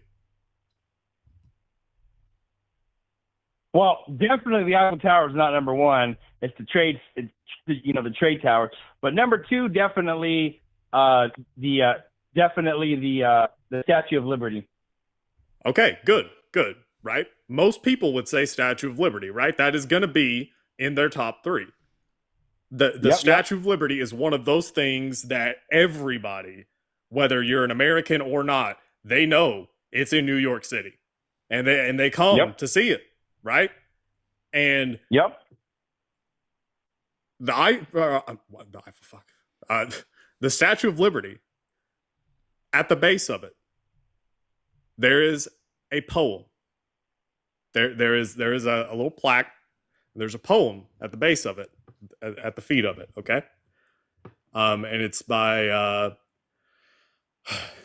is it Mary Lazarus? I always forget if it's Mary or Emma. I'm sorry to that person. It's Emma Lazarus. I'm pretty sure. Yeah. So it's a piece of a poem. Okay, and it's this little situation right here behind me. So the part of the poem, it's called the New Colossus, right? Give me your tired, your poor, your huddled masses, yearning to breathe free, the wretched refuse of your teeming shore. Send these, the homeless, tempest-tossed, to me. That's the poem that's at the base of the Statue of Liberty, right? And it speaks to this mythos, this legend, this bedtime story that we tell ourselves whenever we're learning about how America was made, the origin stories of America, or even, hey, my parents came from wherever, right? And learning where they came from. Because, I mean, if you're white, more than likely, somebody in your family at some point came through Ellis Island. There's like a solid 30% chance that happened. And it's like part of the American fabric. It's a part of the American story, right? And we romanticize it because a lot of the time, especially if like you're Italian or Irish, it's my great granddad or my granddad came to this country with $2 in his pocket. He could barely speak English, and he made it work. He started a business doing whatever, and then he started a family, and he's a successful businessman, and boom, here we are. Like that's one of those things that we romanticize as Americans, of like, yeah, you can come here and be an American. And I think that's one of the most beautiful things about this country. As critical as I am of America, and I am very, very, very critical of this country, one of those beautiful things about this country is the idea that you can come here and be an American, and we will be stronger for it, right? And I mean, like with this poem, it's the idea, like this poem, it doesn't say, send me your rich, send me your geniuses, send me your princes, send me your monopoly men, your business magnates, send me whatever. It doesn't say that. It does not say send me your best. It says send me your worst. Send me the absolute worst. Send me the poor, the homeless, the huddled masses. Send me the hungry. Send me the tired. Send me the wretched refuse. The shit. Send me the dregs of your society. Send them to me, because I will take them. And we will be better for it. Now, is that true 100% of the time? Of course not, but that's never true 100% of the time. The truth is that it's true most of the time. And all of that is to say, that little diatribe that I just went on, as somebody who lives in Georgia and who has never set foot in New York City, outside of, I think I had a layover in JFK one time.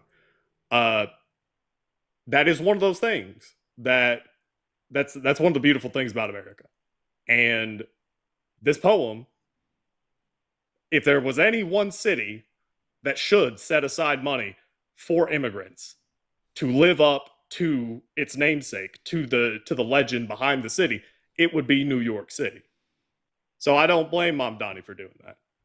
And I think that people that insist that we shut the door in the faces of people that just want to come here to have a better life, who I most of the time, the overwhelming majority of the time, are not coming here to mooch.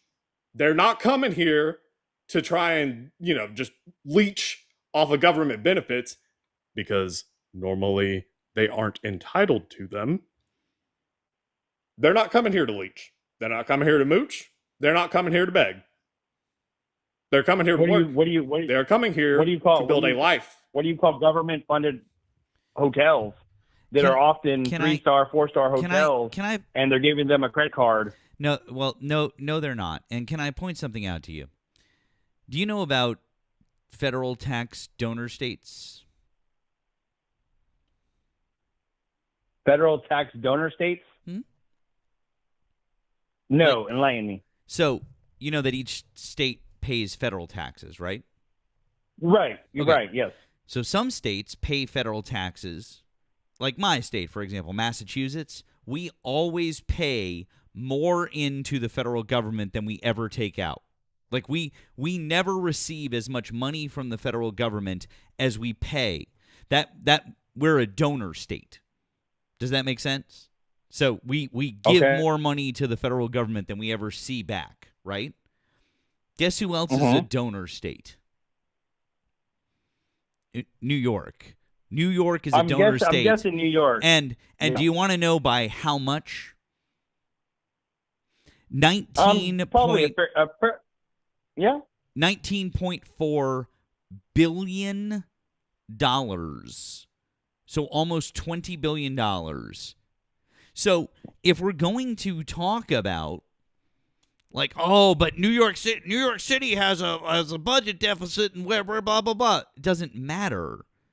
You're talking about a single city. I still don't even know why you're focusing on a single city. New York State as a whole, which is really the only thing that matters, funds a bunch of other states and a bunch of shit for our federal government. You guys in Nevada, you go back and forth.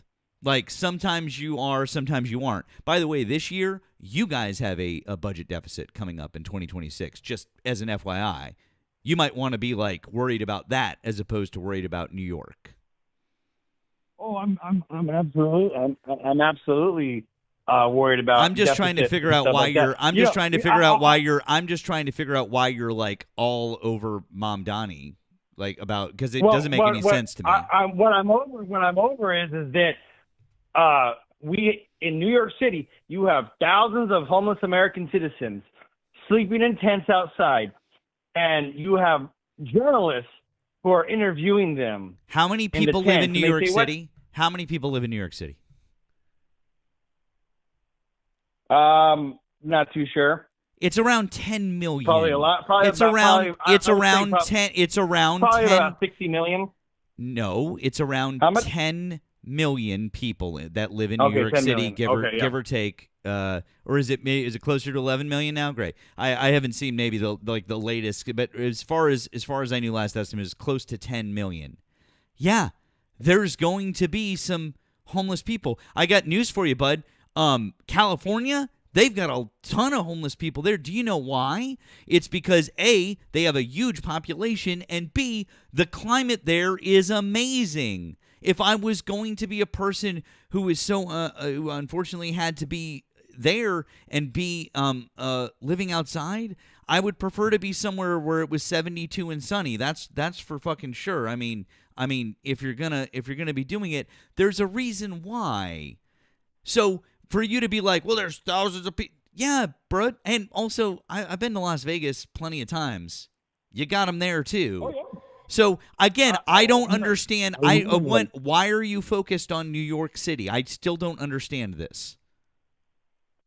Because the point is this that I'm trying to make It's a slap in the face of the American people. No, it's not, when because you they have spend way more money on those people than they do on undocumented people, and you're trying to draw a false equivalence, and you don't know what you're talking about. No, because if you would let me Yes. talk How for more much than 2 money? How seconds much without money do cutting they me off. spend? How much money do they send my- on New York City citizens in a budget? Because you're just trying to focus on how much money they spend on immigrants. Yes, because I put the American people first before anybody else. Who do they When spend we more solve- money on? when Who we do they solve- spend more when money we solve on? homeless- Who do when they we spend solve- you know more what? money We're- on? When we solve Who homelessness do for they Americans, spend more money on? That's awesome. Can you tell me what bills the Republicans have put forward to help solve homelessness in America? well, Oh, and by the way, necessarily as you think about all of those bills, I know it's tough to list all of them. Maybe you could explain to us, as we're trying to solve homelessness in America, that like $10 billion, by the way, Nemo, I think the number was like, I think it was like $5 or $6 billion per year. We could solve that problem. We could end hunger in America. Why is it that the President of the United States of America is currently trying to get $10 billion from the IRS when he is already a billionaire multi times over? If he cared at all about fixing the homelessness problem in America, why is he trying to steal $10 billion from the U.S. Treasury? As you consider all of the many bills that the Republicans have put forth to help end homelessness in America or end hunger in America, or to give insurance and health care to people. I'm sure that they were the ones who have put forth universal health care bills, right? Oh, no, wait. I'm sorry. That was Bernie Sanders and the Democrats. Every single year, they put forth those bills to try and give health care to every single American. Why don't you tell us all the things the Republicans are doing now, since you're so focused on ending homelessness and ending hunger in America? Tell us all the things they're doing. some of the things the Democrats are doing. We're not besides enriching talking. themselves. We're not talking about the Democrats, because who's in the presidency? Who has the House? Who has the Senate? And who has a majority in the Supreme Court? Look in the fucking mirror. If you're gonna say, "Hey, we need to do those things before we move on to anything else," cool. You're in charge. Your party is in charge. Why aren't they doing those things? Well, there is steps towards accountability that is being taken. I mean, look at a massive amount of fraud that's going on in Minneapolis or Minnesota, and look at it's in the billions of dollars that for false services. Now California is under investigation for its homeless program, and there's millions, if not billions, of dollars that are unaccounted for. And they're like, "Well, what did you spend this money on?" And they're like, "We don't know." Does it bother you whenever, okay, so fraud bothers me, right? Fraud bothers me. I grew up poor. Fraud bothers me, right? White collar bullshit. It bothers me. So does it bother you when somebody defrauds like charity, like charitable so charities or like veterans help group? I mean, it's also it's still charities. So veterans charities, kids charities, that kind of thing. Does that bother you? Yeah, it should bother anyone. Okay. And you wouldn't support someone who did that, right? Yeah, go ahead, lay your shitty fucking argument, because the Democrat Party never wants to say, yes, there was billions of dollars defrauded in Minnesota and it should never have happened, and we need to make sure that it never happens again. You will never admit that. You will never admit that Gavin Newsom in California. Hey, bud, can I stop you? Can I just stop you right there? Can I just stop you? When was the fraud first found out? The fraud was first found out whenever Nick Shirley released his report. Wrong. The fraud was first found out. Sure. Wrong. The fraud was first found out in 2022 when Tim Walz set up a task force Then he passed multiple laws to set up, excuse me, I'm in the middle of a fucking sentence, and you're so wrong about this, you're going to look really fucking stupid in front of about 1,400 people right now. So, number one, they discovered it in 2022. I'm in the middle of talking, and I'm in the middle of talking, and I don't want to, hey, bud, hey, bud, hey, bud, hey, bud, hey, bud, hey, bud, hey, bud, hey, bud, hey, bud.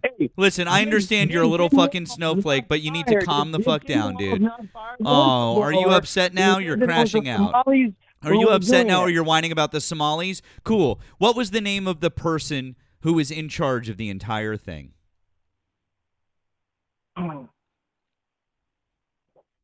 Did Tim Walz not fire the whistleblower? Who was the name? What was the name of the person who was in charge of the entire thing? What was her name? Well, actually, I would say that Tim Walz. What was the name of the person who was in charge of the entire thing? Can you tell me their name, please? I don't know the name, so I'm a fucking ignorant retard because I don't know a name. Yeah, he did that on purpose because he said that he's on TikTok, so he knows that was his way to get out of that. He knew that he stepped in it. By the way, that person, her name was Amy Bach. And I know that you're watching. That's Amy Bach. Number one, that's Amy Bach, okay? Number two, the fraud was first discovered in 2022. Tim Walz set up a task force, passed laws, put people into fucking place, and handled all of that shit. And do you know how many convictions they've got? Geez, Nemo, I thought, was it like 78 convictions they were up to at last count? I'm pretty sure. I could be wrong. Maybe they may have even gotten more now. But the point is, there's no possible way they could have done that in fucking 2.5 months. This has been years in the making.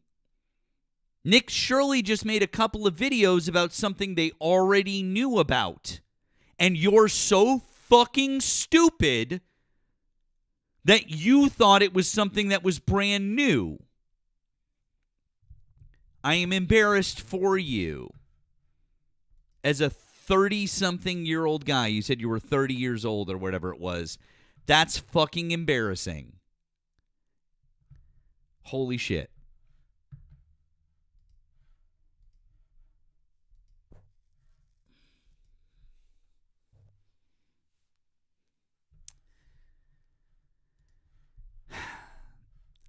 But, no, here we go. Hi, thanks for calling the stream. Did you vote for Donald Trump? Yes, but that last caller was an asshole, but you still suck, so fuck you. Cool, man. Mission accomplished. Real quick, thank you, Gen X. I just saw your blue app. Said, tell him to say that. It was referring to the tariffs. Tell him to say that to the 1,400 people who lost their jobs in Florida because Kroger shut down their operations due to tariffs. I mean, we have so many examples with the tariffs. Honestly, it was almost not even worth getting into it with him on the There were so many things with him that was absolutely ridiculous.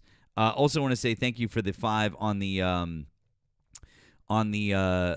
tube with the super chat. Thank you, Melvin. Thank you, our friend Melvin. Says, look at this Justice League assembled. Matt, we are live. Sent the link to your email. Polly, I'm a dummy. I have no idea how to do Discord. Melvin, I'll put it up in just a little bit. Thank you, friend. And it's also Melvin on the tube. It says, because of Trump, it reads no vacancy. I think you meant the Statue of Liberty, which is that's funny. Thank you, Melvin. Appreciate you, friend. Nemo, you got anything to read? You got anything there? Yeah, I got one. One Pixie, thank you for 5 on the Blue app. You said, can we just do a PSA that Trump RX doesn't work for all meds, and you can't use it if you're on Medicare, Medicaid, or VA? People throw a fit when you tell them no. It's exhausting. Yeah. Also, Trump RX. A lot of people will say that Trump RX it's essentially just Good RX, but Trump slapped his name on there. Crazy. Good RX is actually more effective sometimes. So Trump RX will literally redirect to the manufacturer's website for like whatever voucher they might have for whatever med it is. Whereas Good RX will either provide a coupon if it exists or, just not. So yeah, Good RX is actually better than Trump RX. It's crazy. Really is. Yeah. Hyphy, hi, did you vote for Donald Trump? Hello?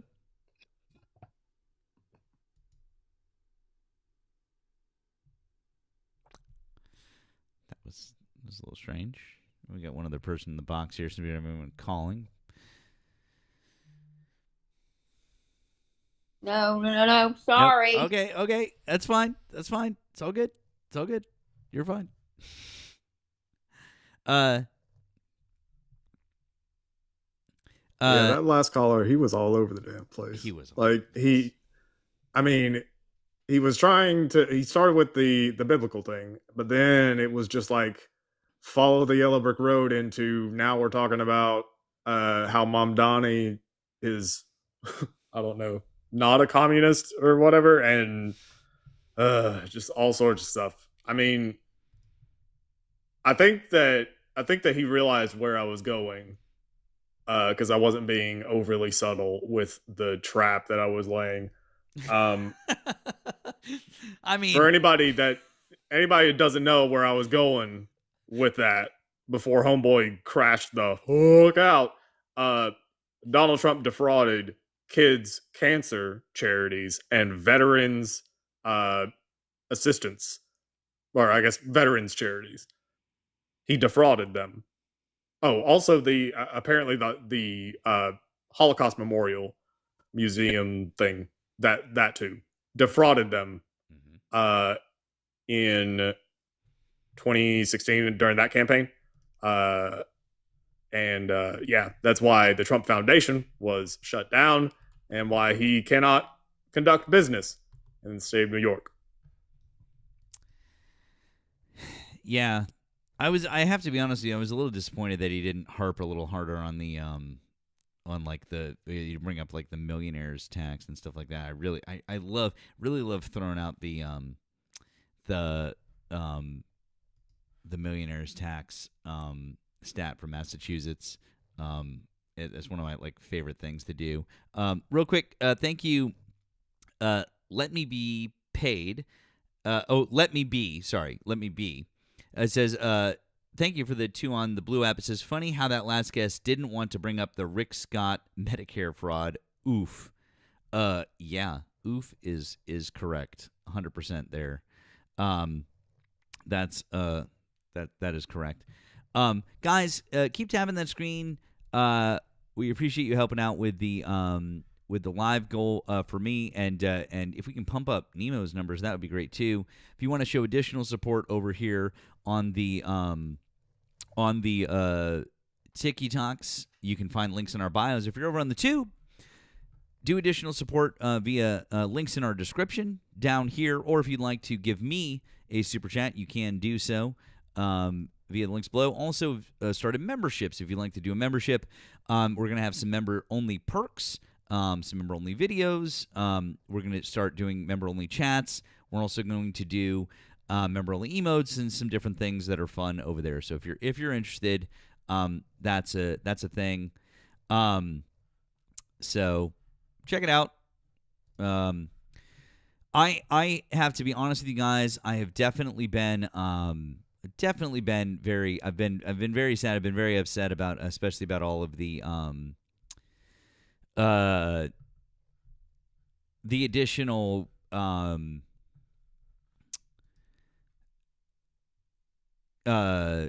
that Israel is doing in Lebanon, which I do not feel is warranted. Hezbollah, Hamas, and the Houthis. Hold on. Yeah, thank you, Lindsey Graham. I want to play for you real quick this clip of Lindsey Graham that Crystal sent us. Thank you, Crystal. This is Lindsey Graham. And Lindsey Graham, honestly, I would just like to be super fucking clear.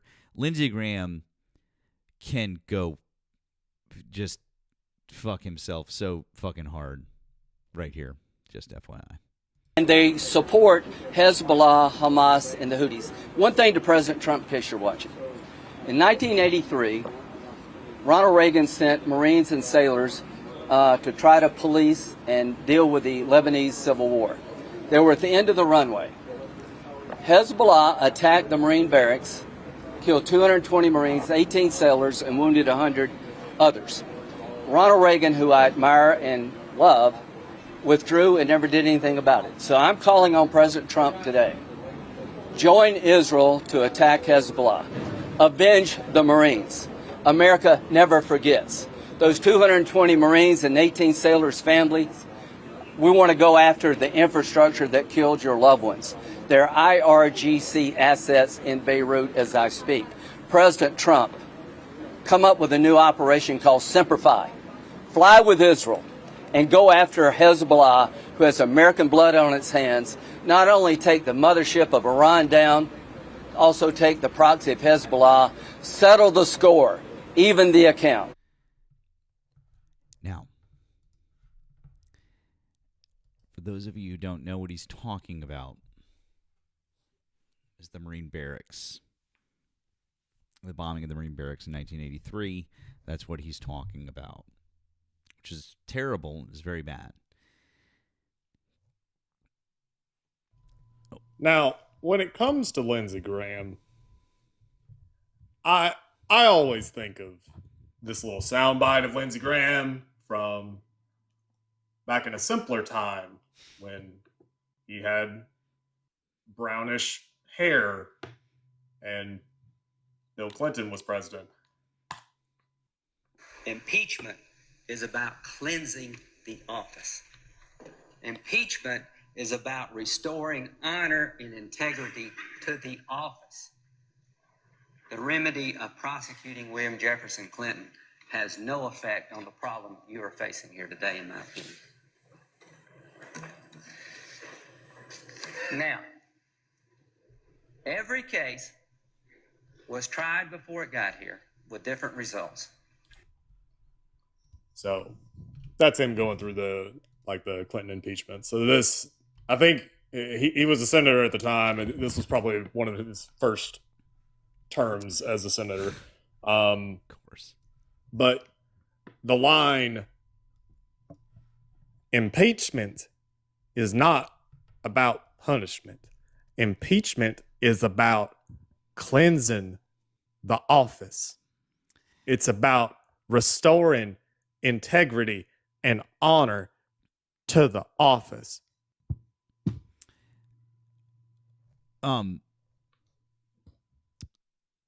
By the way, guys, we have gotten a violation and restriction because of Lindsey Graham. So I do need you guys to please tap through that and help us, if you can, help us push through that. You guys. To be fair, I do think that it probably violates community guidelines whenever you just hear Lindsey Graham say cleansing without like a trigger warning. Because I really want to point something out though to you guys. Okay.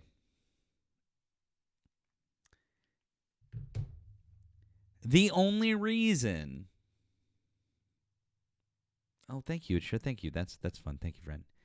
The only reason that group exists, the one in Lebanon, not the one in Israel, the one in Lebanon. The reason they exist is because of Israel's invasion of Lebanon. Okay? And that is a direct result of the flooding of Palestinian refugees into Lebanon previously. That is the reason why that group exists. They did not happen organically in Lebanon. They're Shia militant Islamists. That is not a group that existed previously in Lebanon. I cannot stress that enough. Yes, Tazgo, not just invasion, subsequent occupation. Occupation is the correct word, absolutely. So, if people are going to come and talk about that, there has to be a reckoning with the fact that the United States created that problem. That never would have happened in Lebanon. Ever. That is not a thing. I have mentioned to you guys many times that people lived peacefully in Lebanon. Okay? They lived there peacefully. You had Muslims and Christians living there peacefully. That was not an issue. This was the result of the United States sticking its finger into the Middle East and the subsequent actions of Israel. Just so we're all fucking clear. Okay? So when Lindsey Graham says some bullshit like that, and he wants to go over and avenge them, or this and that, we need to look in the fucking mirror. America needs to look in the fucking mirror and go, we did that.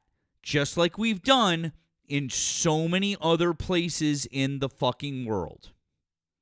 Okay? Just to be entirely fucking clear. And if it seems like I'm exceptionally upset about that, I am exceptionally fucking upset about that. You are correct.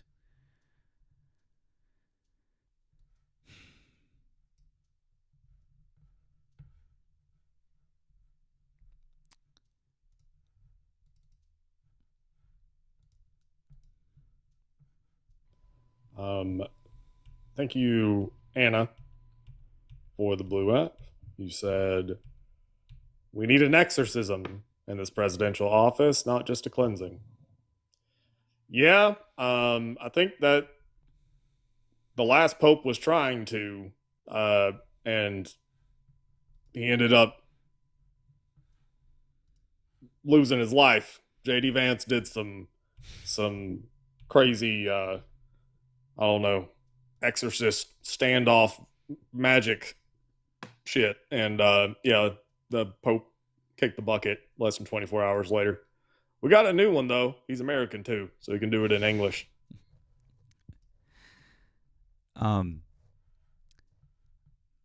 By the way, there's a cedar preserve that's just above the village where my dad's side of the family comes from.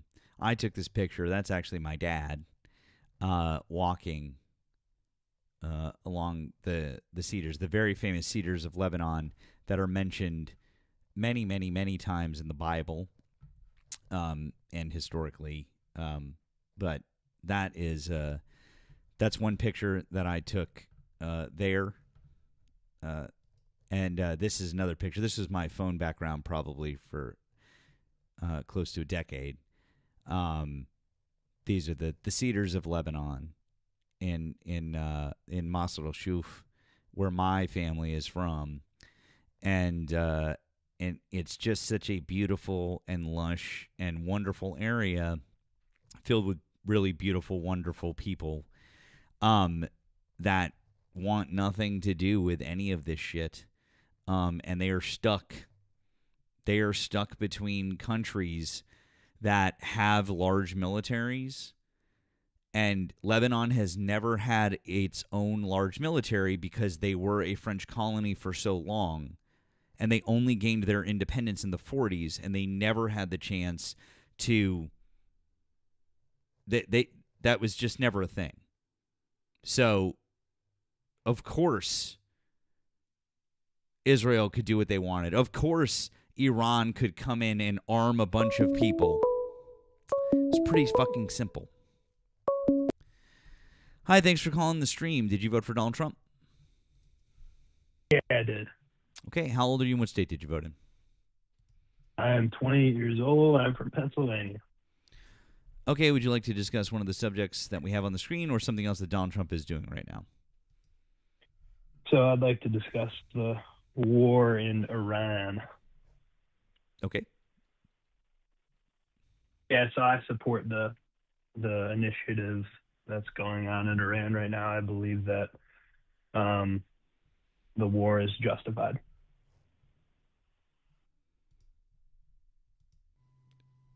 Okay, what's the justification for the war? Iran was pursuing nuclear weapons. So a country that wants nuclear weapons is a justification for war? An Islamic fascist regime that explicitly says they're going to annihilate another country? Yes. Has Iran ever explicitly said they were going to annihilate the United States? I mean, obviously, I know that they're not fans of the United States, but I don't know if they've straight up said they're going to, like, annihilate us. They said they were going to annihilate Israel. That's Israel. Okay. Yeah, and that would obviously have reverberations throughout the region, which could cause, a huge conflict. Reverberations, as in fewer random bombings. If they nuked Israel, that was a joke. That was a joke. But yeah. I mean, as far as Israel's concerned, I don't know what Iran has said about Israel. That what your paraphrase, that's more believable when it comes to Israel, right? That Iran would say that about Israel. I could believe that. They hate each other. And I mean, I kind of understand why. Israel has never gotten along with Iran, and they very much want to dismantle Iran completely. Not just the government. They want to balkanize the country. They want to dismantle the country itself. And I mean, obviously, Israel has nukes. And